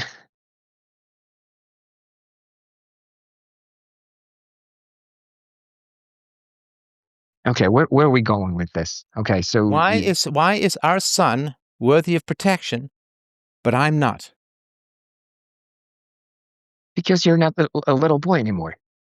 Correct. I'm not a little boy. So I have independence. I have adulthood. I'm not dependent upon my mother anymore. So our son would also be helpless as a little boy, but he would depend upon our adult judgment to protect him. Is that fair to say? Absolutely, yes. Right. Now, my mother was verbally abusive, as you know, right? She yelled and screamed at me. And I don't like that.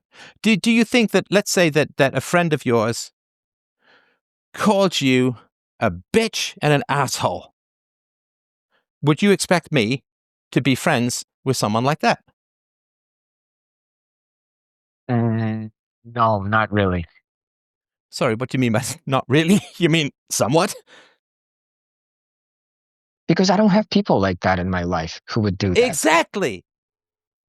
No, I mean, Exactly. Thank no. you. Thank you. You just closed the case for me. You don't have people in your life who call you bitch and asshole, right? But I mean, it never happened to Hang me. on, hang on, hang on. I just want confirmation of that because that's what you just said. I want to race off on some other topic. You don't have people in your life who call you bitch and asshole, correct? Let me think about it. Okay, let me think No, about it. that's what you just said. What's there to think about? You just told me that. Wow, this is what just comes to mind.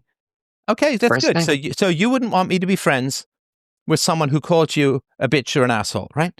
Or both. Yes, but friends are different. Parents is, yeah, parents are parents. This is your mother, So your big contribution to the conversation is to tell me that parents are parents. but this is different. She raised you. Okay. Do you think that I don't know that she raised me?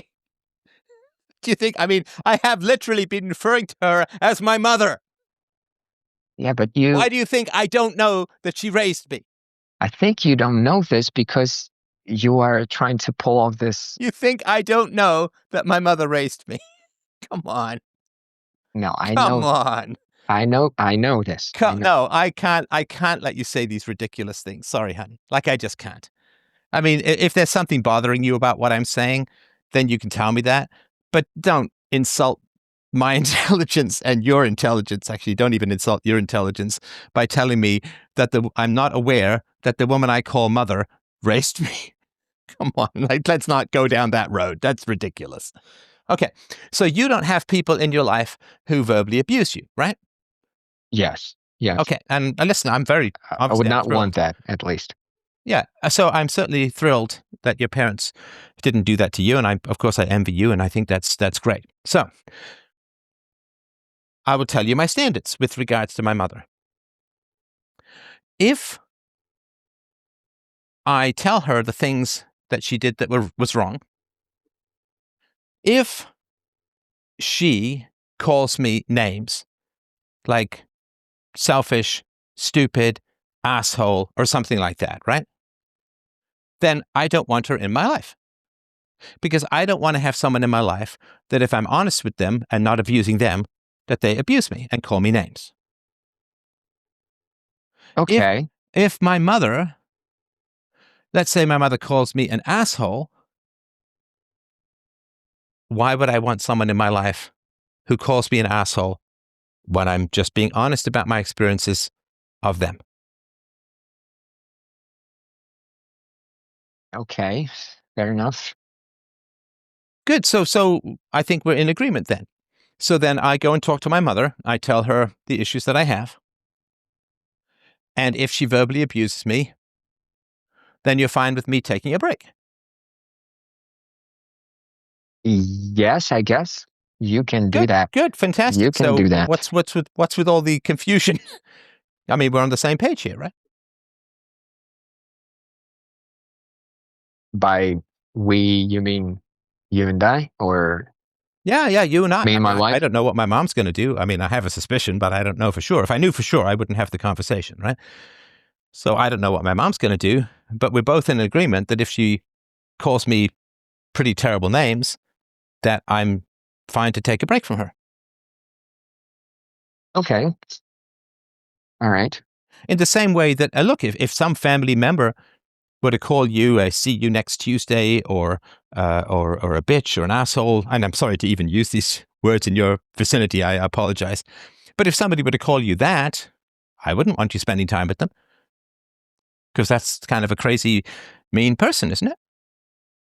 Or a bully. But a person could say this, just in the heat of the moment. He didn't really mean it, or she, or they, or No, whatever. that's now you're just lying to me. And this is really, really pissing me off.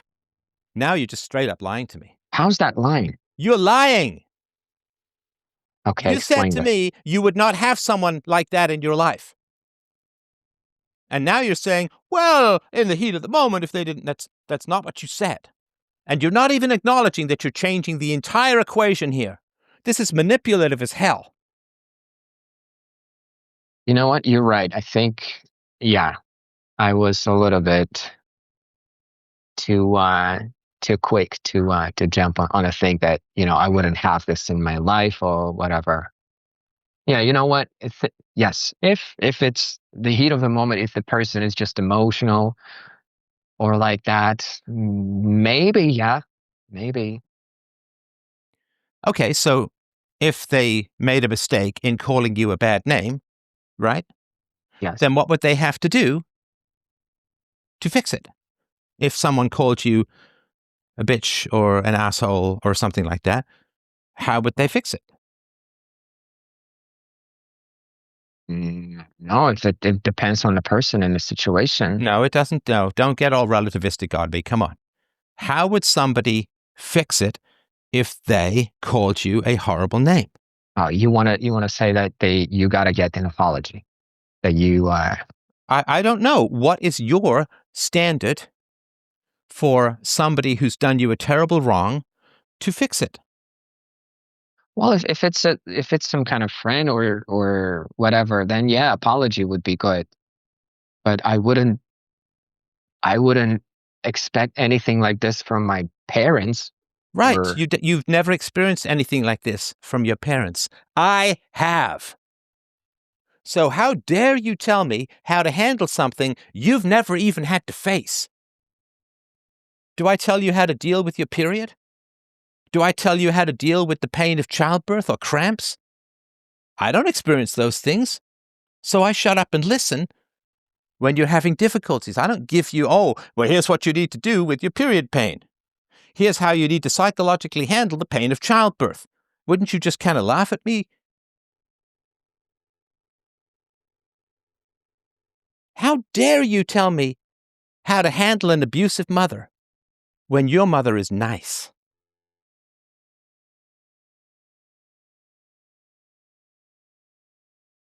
If you had a friend, if let's say I had a friend who was female who'd been sexually assaulted, would I lecture her on how to deal with that and what relationship she should have or whether she should forgive someone who sexually assaulted her? Would I okay. dare to tell her how to handle it?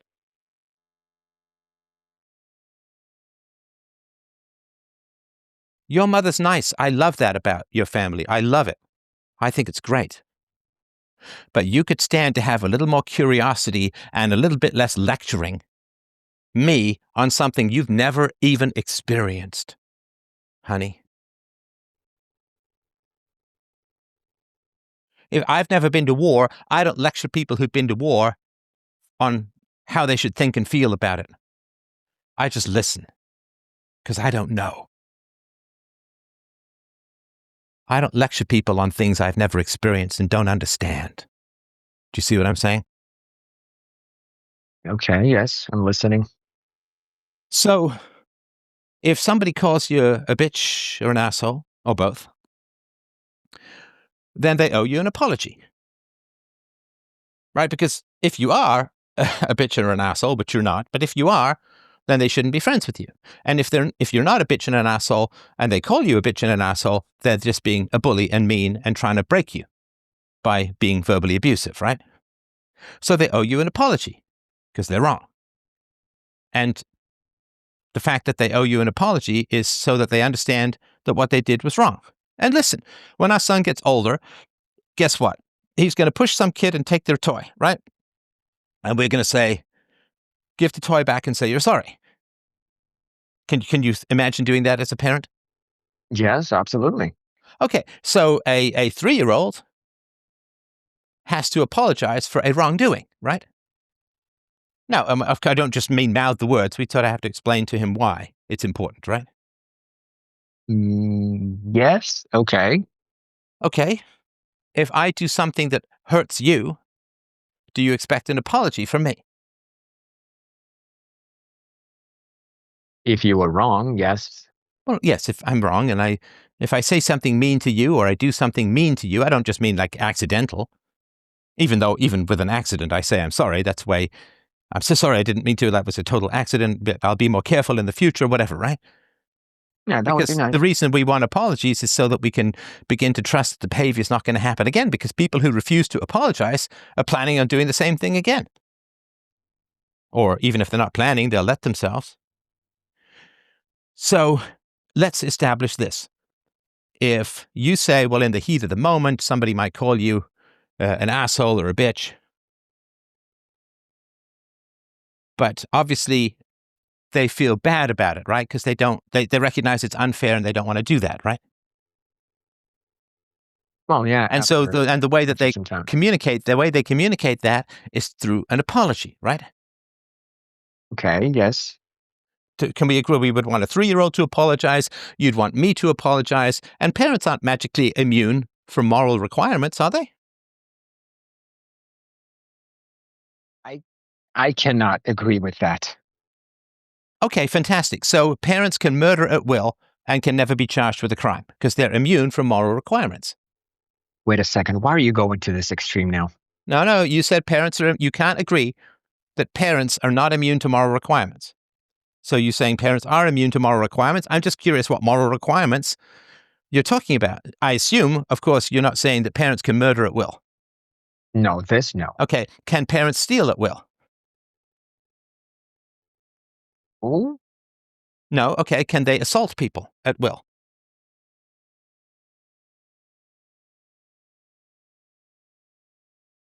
I think no. Fantastic.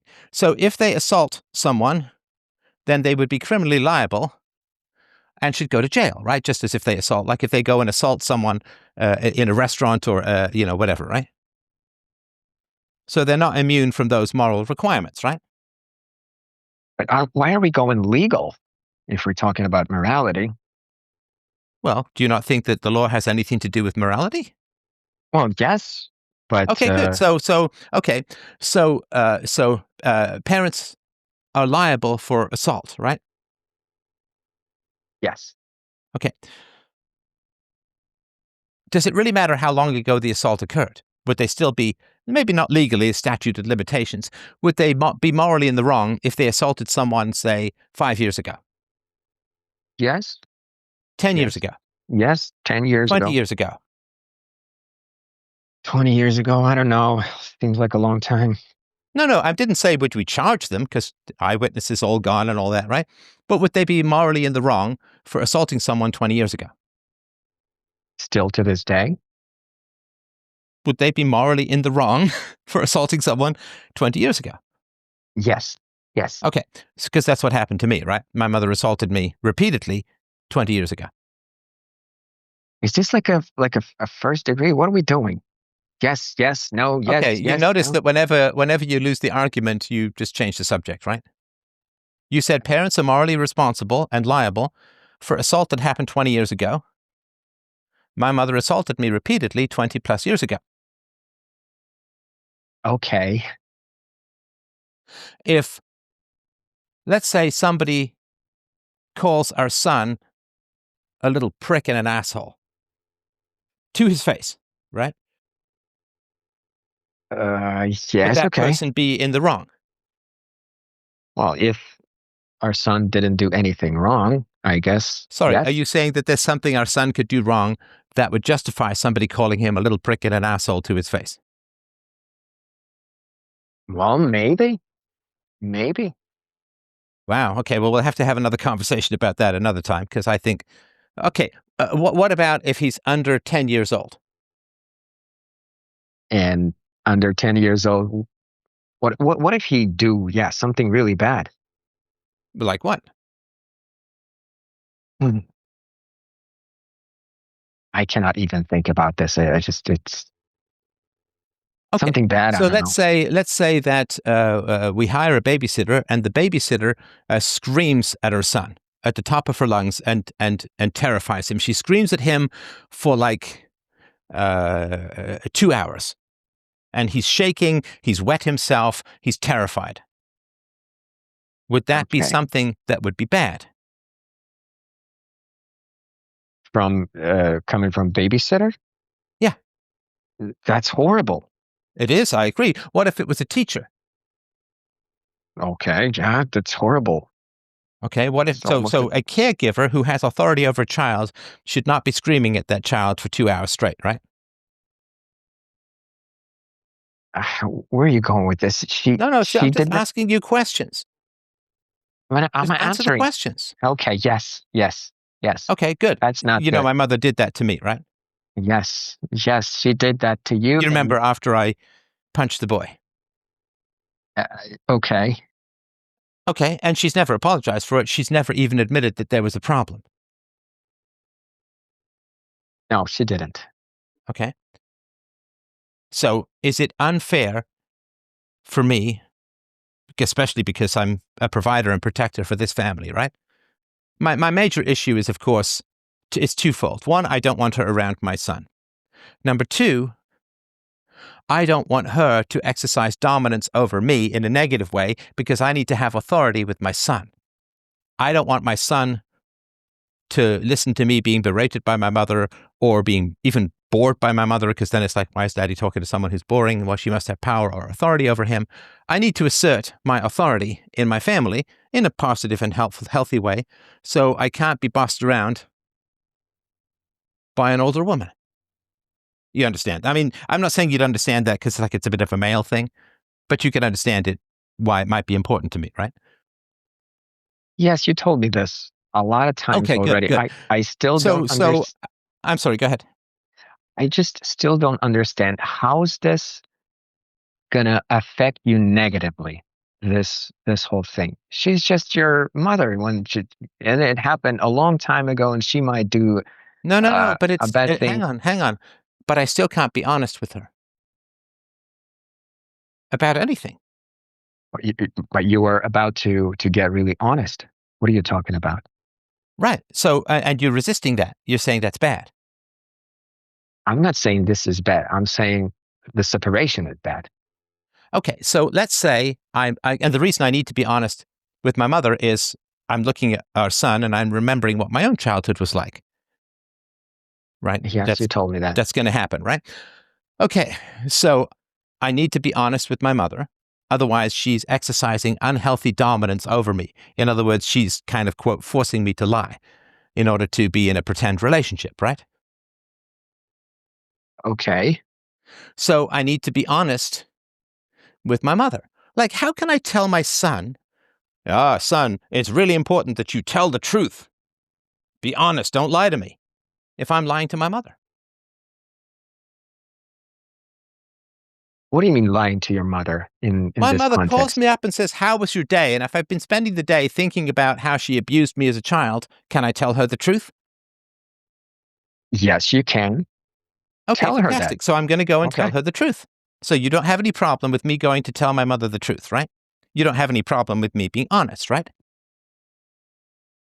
Yes, I have no problem with you being honest. I just have a problem when you're trying to, uh, basically kick your mother out of your life, out of our Well, life. that's not, no, that's like saying that the police put a man in jail. No, the man puts himself in jail. Do you want me to be in a relationship with my mother where I have to lie continually? No, I guess not. Fantastic. Okay, so I'm going to go to my mother and tell her the truth. Now, if she bullies and escalates and yells at me and calls me names, then what would you have me do? What do you think would be the right thing to do in that circumstance?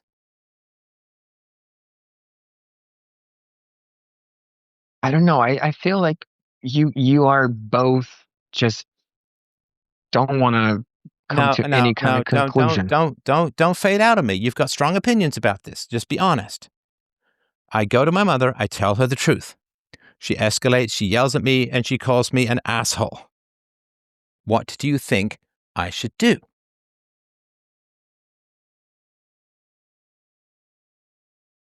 Would you do what you should do? What would be the right thing to do? What would be the honorable or moral thing to do, the honest thing to do?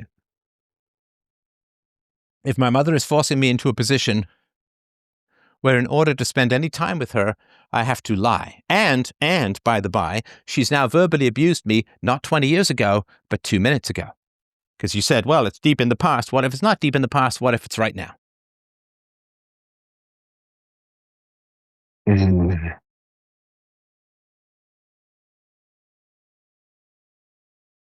Yes, it's right now. And you should just tell her that it's wrong.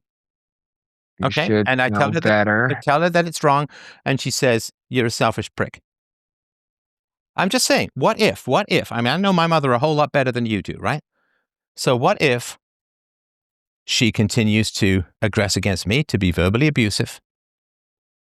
What should I do? He's not going to do that. Come on. What should I do if that happens? Don't tell me what my mother will and won't do. That's appalling vanity on your part. Who knows my mother better, you or me? Of course you. Okay, so don't I tell me barely what know my her. mother's going to do or not do. What do I do if she continues to verbally abuse me when all I'm being is honest with her? Okay, how about you just hang up, say goodbye? Answer the question.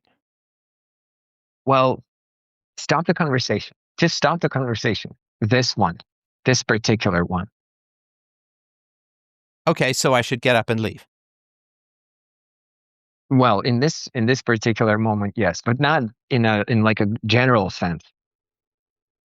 Okay, so I should get up and walk out of the conversation with my mother. Well, you tell her your reasons, and yes, Yeah, I say say you're being goodbye. verbally abusive. I don't want to participate in the conversation, and I get up and leave, right? Okay, so then I talk to her a couple of days after, and I say, I want to continue the conversation because it didn't go well last time and you got verbally abusive. So I'm going to pick up where I left off and talk about the issues that I have with you. And let's say she starts verbally abusing me again. Then what? Well, I think you have to do the same thing again Okay, so then I until hang up. I talk to her a couple of days later. I say, I want to pick up the conversation where we left it off because it got really ugly last time. You were verbally abusive and I don't appreciate that, but I'm going to continue with the conversation. And she becomes verbally abusive again. What do I do? well, yeah, you got it. You guys really need to take a break until you finally can, you know, Fantastic. So change what your is your ways. problem? What is your objection? Since you agree. If these happens, If this happens, I don't know. No objections, I guess. no, you just, now hang on. You just said, you said we need to take a break. Well, yeah, but not like a super break Okay, how for long? Let's forever. say I take a break. Let's say I take a break for a month, right? Okay. And I call her up and I say, hey, I'm going to continue the conversation where we left it off because you got verbally abusive, which I don't appreciate. I'd really like you to not do that. And then I start talking to her about the issues that I had as a child, and she gets verbally aggressive and calls me names again. Then what do I do? I mean, we can do this as long as you want, honey. Yeah, I think we're running in It's been circles. 35 years for me, Yeah, right? yeah, we're running in circles again. I No, I'm think. not running in circles at all. We're not running in circles at all. I'm asking you what happens or what I'm supposed to do if my mother continues to be aggressive or yelly or verbally abusive towards me. Well, yeah, yeah, you can kind of stop talking to her because what's the reason Okay, so if you cannot? so Oh, you agree with me? I'm, I agree with you in the circumstances that you described. Of course, yeah, no, and now I accept that, right? Now, if my mother gives me permission to record and I come back with the recording where she's calling me an asshole, you would agree that I should take a break if the behavior doesn't change. Is that right? Yes, okay. Fantastic. So good. I'm glad we had this conversation. I'm glad it ended because I'm Okay, tired. so that's the role play. And by the way, great job. Great job. Fantastic. They're really amazing. Amazing. So tell me what you think. I don't know. Everything that you said, almost 70, 80%, I already said myself in one way or No, you another. told me you avoided having this conversation with your wife. Didn't you tell me that? Yes, but I had those arguments after this conversation, like why when we were basically discussing it over and over again after the fact. I gave her all those all those arguments after the fact because Okay.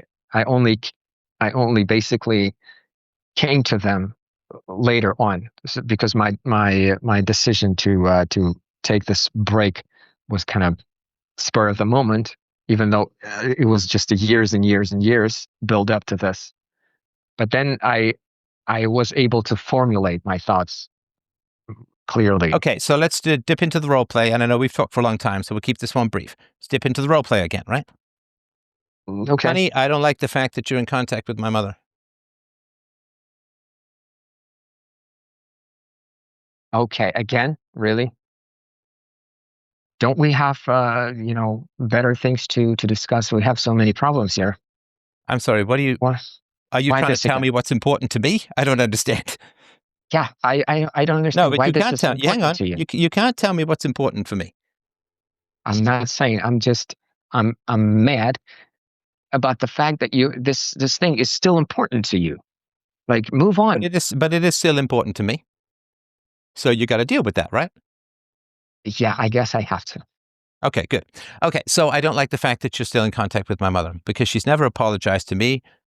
She called me an asshole when I was just being honest with her, and she abused me as a child. She's never apologized. She's never made any kind of compensation or restitution, and she verbally abused me the last time I talked to her.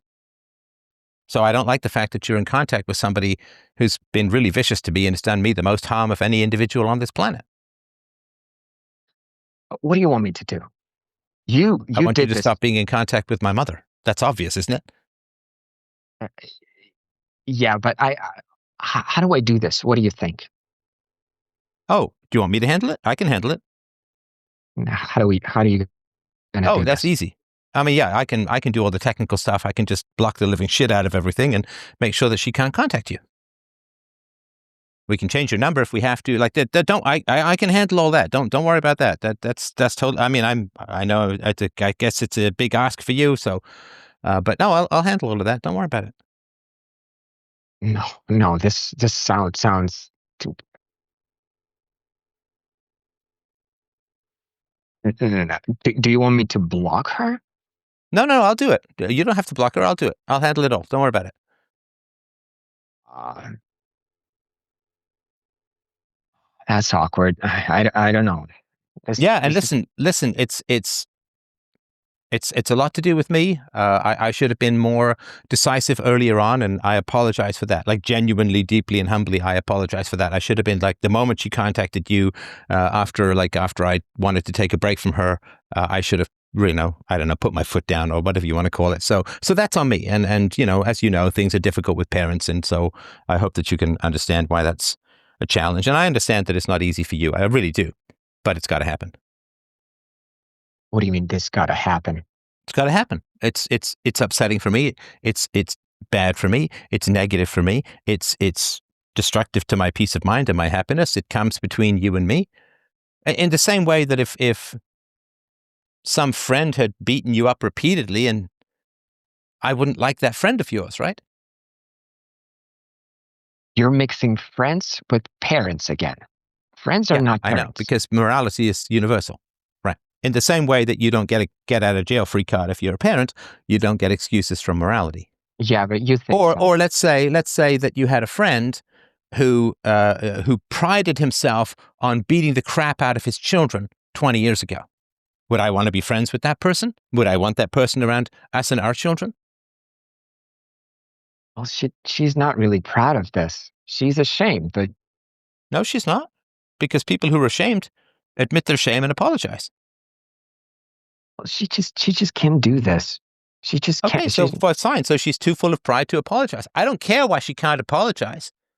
I care that she doesn't apologize, which means she's still dangerous, which she still justifies what she did. Do you want an unrepentant child abuser around our family? she's not around our family. Do you want an unrepentant child abuser around our family? And no. If you're putting it this way, no. But No, she's this is not. not putting it this way. Did she abuse me as a child? Yes. Has she ever apologized? No. She is an unrepentant child abuser. That's not a weird definition. That's a simple fact. It's not a pleasant fact, but it is a simple one. Yeah. So if you don't want an unrepentant child abuser around our family, we've got to regretfully take a break. Listen. I think you need a therapy, and I think we need a family therapist. And if the family therapist tells me to cut contact with her, I'll do this. I'm not going to do this just because you're telling me to do this. We need a I'm not asking third you, party. hang on. I'm not asking you to do this because I'm telling you to. I'm asking you to do this because it's the right thing to do.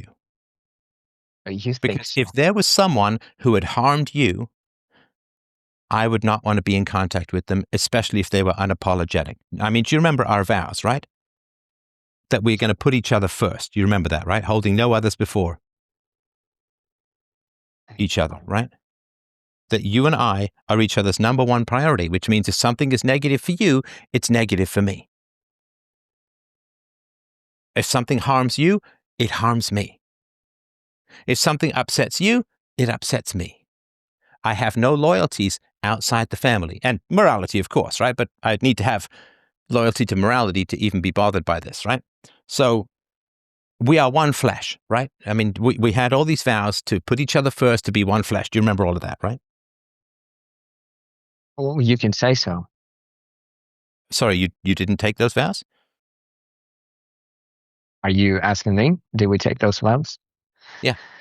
And yeah, we just had like a formal ceremony without. There was but you took some those kind of vows, vows. right? Yeah, To put there each was other some kind first of one. and you're one flesh or whatever, right? All right, yeah, Forsaking all others. Isn't that the phrase? yeah, but it's a Christian tradition. We're not Christians. Well, but we told those vows, right? It doesn't matter whether they're Christian or not. I mean, if a Christian doctor writes you a prescription for antibiotics, do you take it? Yes. Of course. So these are the vows that we took. If I had an affair, it would be putting my happiness above your happiness, right?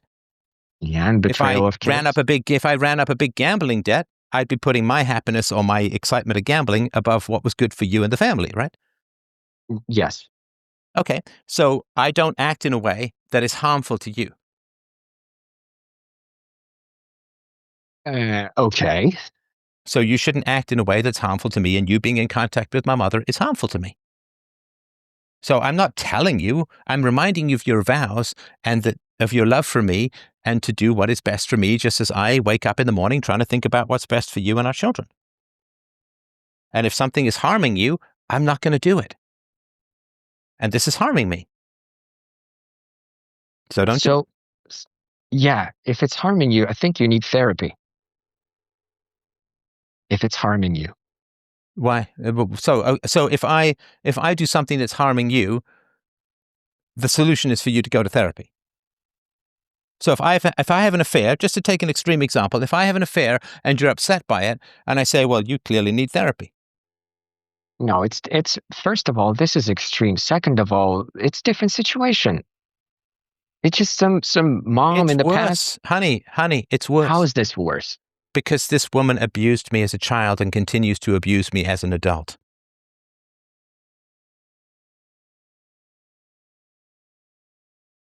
She's a malicious and cruel person, and you're inviting her into the family.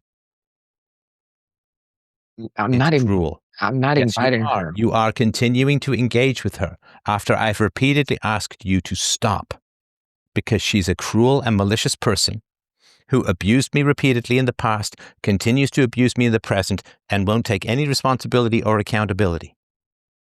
And you are inviting this person who is toxic and harmful to me into the family. I'm inviting this person. I'm inviting this person.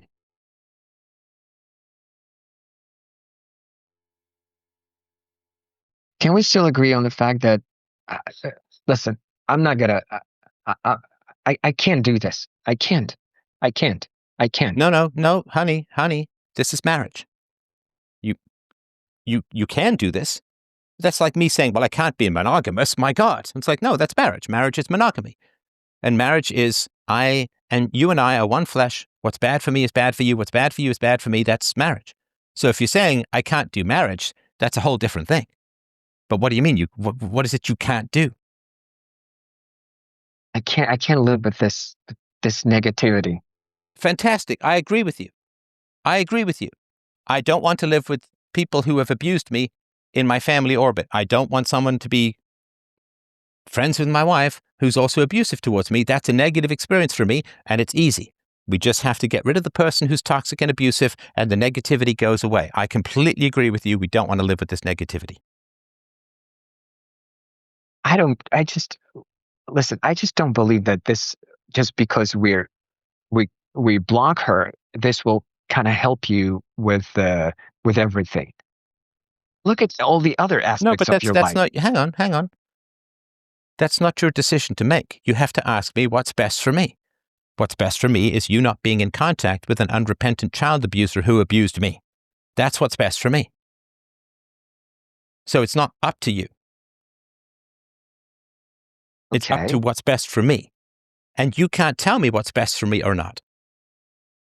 That's like telling me what my favorite flavor of food is or my favorite color. You can't tell me that. I'm telling you, I don't want an abusive woman who tyrannized me as a child, who beat me up as a child, who verbally abuses me as an adult, as recently as a year ago, called me an asshole. I don't want that person in our family orbit. That is not up to you. That is up to our vows. And I promise you this, honey, if there's someone who's really disturbing you that I'm friends with who calls you an asshole, what would I do? Would I cut that person off? Of course I would, because nobody disrespects my wife. Nobody harms my wife and has my approval. Nobody calls my wife a bitch and I'm friends with them. Nobody, because that's loyalty. And that's putting you first and our marriage first and our vows first and our family first. Do you see, understand? Yes, I understand, but what kind of example is this for our kids? Yes, we are acting moral and everything, but what if no, no, don't Hang laugh. on. No, What wait. example is it to our children if we act in a moral manner? If we're What are you act talking about? if we're acting by cutting the parents off, what if the our child, our son, look at that and think, "Oh, this is an option. It's on the table." And It he is an option. What do you mean? Of course it's an option. No, it's terrible. I don't want this. Look, it's terrible. Of course it's terrible. Nobody's saying it's good.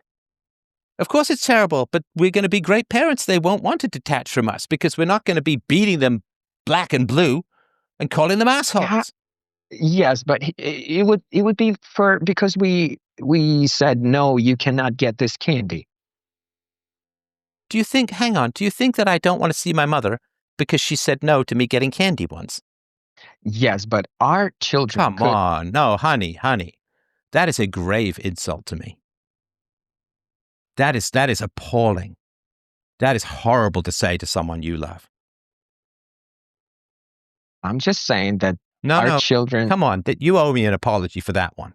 That's terrible to say that the reason I don't want to see my mother is she said no because I wanted candy once. No, you have. Okay, I'm sorry. You had your reasons for this, but our No, children they're can. not my reasons. They should be your reasons too, because they're just reasons. You don't have verbally abusive people in your life, especially if they beat you senseless as a child. They're not my reasons. Like, oh, I'm just accommodating his crazy reasons. No. I'm shocked that you don't want this. I'm shocked that you don't say to me, this woman beat you as a child, screamed at you as a child, called you an asshole as an adult. You've tried honorably to connect with her. She keeps escalating. The last thing I'd want to do is have something to do with a woman who harmed my beloved husband in this kind of way. It's kind of shocking to me that we even have to have this conversation. Yeah, it's shocking to me too. Well, you can't just mirror what I'm saying. You understand that it's kind of shocking that you want to stay buddy buddies with somebody who abuses me. We're not buddies. I just Oh, kind of good. Okay, then there's nothing. If it's not an important relationship, we could cut it.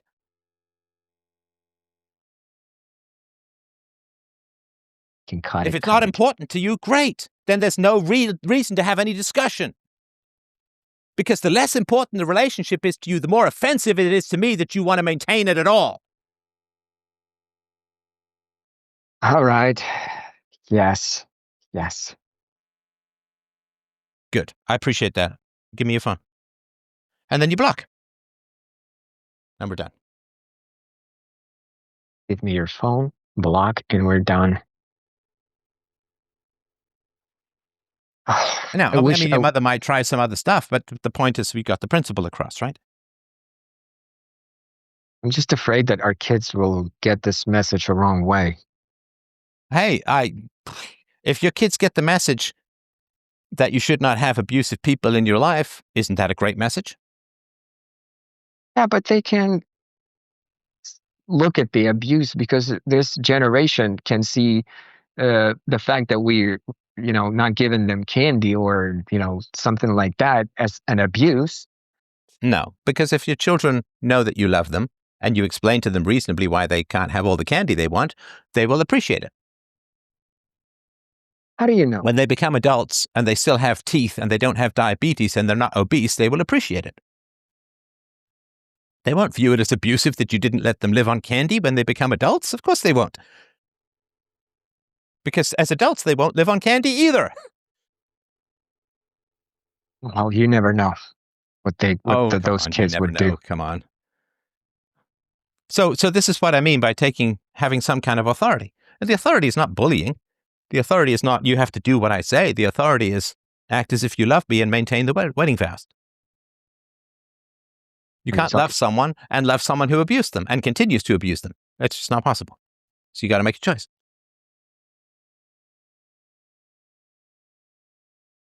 All right. So that's what I mean by male authority. And again, it's female authority can work the same way. But leadership for you in this kind of way, holding someone accountable to moral standards, is tough, right? And I sympathize because you weren't raised with any male authority. You were raised with women running the show and getting whatever they wanted through escalation and aggression. Oh, pretty much everyone who can, coerce you into anything. Right. Right. Now, of course, I got pretty emphatic and I raised my voice a little bit, but I wasn't abusive. Yeah, I was not, even though I used the same arguments as you, I would just, yeah, It's of okay to course. get passionate. It's okay to get passionate. You can't call people names, but you can get really emphatic and passionate. It's really important. It's really important to you that your wife supports you against a woman who abused you and continues to abuse you. It's really important. Be important. Make it important. Make it understandable to her how important it is to you. Don't just be, quote, rational. But it really is important to you that someone stand up with you against your mother. All right. And don't be afraid to be honest in your feelings about that. Oh, I'm not afraid. I'm just Well, I'm I don't think you've been emphatic enough that she gets it emotionally. she just gets scared because I'm getting really emotional and kind of angry at the Well, you tell her situation. to, I mean, if she says, I'm scared, say, no, no, focus on me. This is about me. This is not about you. Focus on me. This is what I need. Focus on me. Yeah, focus on you. It looks, if your wife is really upset about something and you say, well, I have these 5 things I'm upset about, that'd be kind of rude, right? Whoever brings up the thing that they're upset about dominates the conversation. Okay, And if she interrupts you, don't be afraid to tell her that's rude, that is because it rude. is. Okay.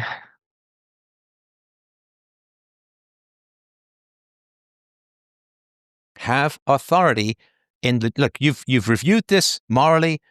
You've tried to be honorable with your mother and give her every chance to apologize. You have had the conversations. You've done the right things. Your mother continues to escalate and be verbally abusive. You've taken every honorable measure to try and maintain or improve the relationship, right? Yeah, that's true. Right. So you're in the right. And once you're in the right, never back down.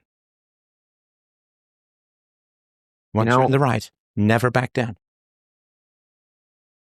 I'm not really sure that I'm really in the right because my wife can bring up stuff like, "Well, aren't you raising voice on your son or whatever?" And that's true. I'm not perfect. I'm sorry.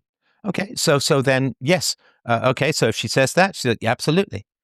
And if we're going to say, and one of the reasons why I'm having trouble controlling my temper is I still have an abusive person in my life, which means that somehow abuse has to be a value or it's not a negative. And so help me lower the heat of my temperature by not having a verbal abuser in my life. Wow, is it really that simple? Well, it helps. Everyone you allow in your life programs your mind. And if your mother is in your life through your wife, then she's choosing a verbal abuser over her own husband in opposition to her husband's peace of mind. She's got to not do that. Now, the effects of that, yeah, that would be great, but I have a tough time being more even tempered when my wife is siding with an abuser who abused me and continues to. Your Yeah, you're mother is right. sabotaging your marriage by doing an end round around you to get to your wife.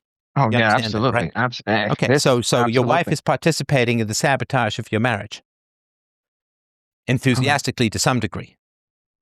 I understand this. Okay, so you got to tell her, don't like I know my mother, you don't. So you got to just trust me on this. That's authority, right? I know my mother. You don't. Yeah. Who knows your mother better, you or your wife? Oh yeah, we answered this. This is obvious. Right. So then, like if my wife says, "Listen, we need something. We need new silverware or whatever, right? Or we need new cutlery, right? Do I have a clue? You mean, do I have a clue? No. Do I have a clue whether we need new cutlery or not? Mm, I don't know. Probably not. I don't. I don't have the first clue. My wife says, we need a dining room table. Well, my daughter and I used to like to play in the dining room. Now she says we need a dining room table. Do I have a clue whether we do or don't? My wife says we need to repaint this or we need new curtains. I don't have a clue. But what do I say? Sure. Okay. Yep. Sounds great.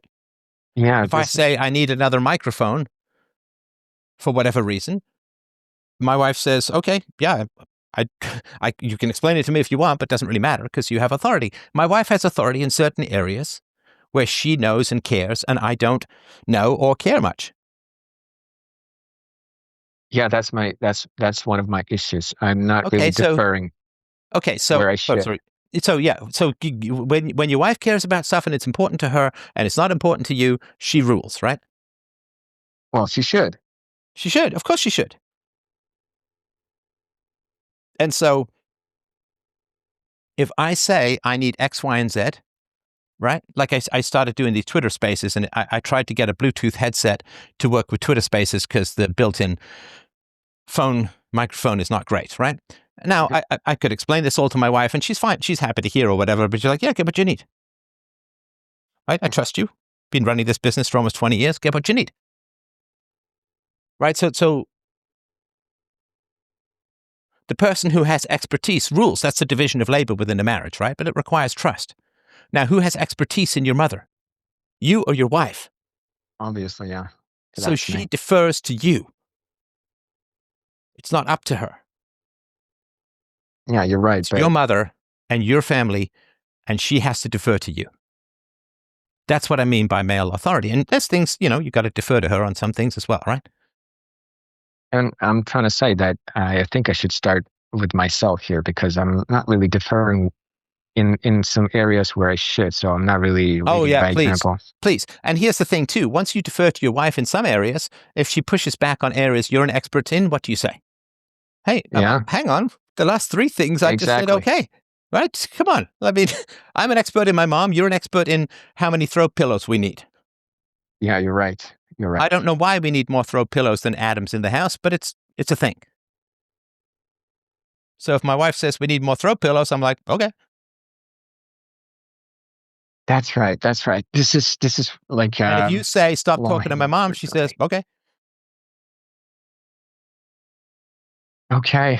Yeah, this is like a low-hanging fruit for me now. It's one of the most obvious and easiest thing to do, but I'm just in a habit of resisting. Sure, and that's because you did not grow up with benevolent female authority. Yeah, you're right. I mean, I love what my wife does with the place. I feel like I'm walking into paradise. Girly world is beautiful, right? So once you have benevolent female authority, yeah, defer away to it.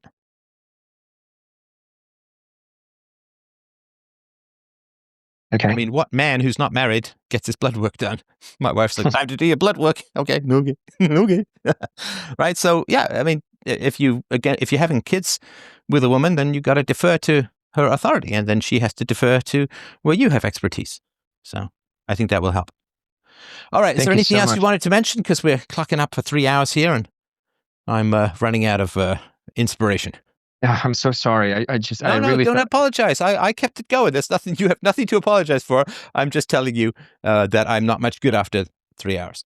No, seriously. I thought we're gonna just keep it to like 1:30. No, that's fine. 1:40. Fine. No problem at all. No, I'm happy to have done it. I thought the role play was good, and this is a very important topic. I mean, the West is dying for lack of male authority, and so this is one of the reasons I wanted to dig into this topic a lot.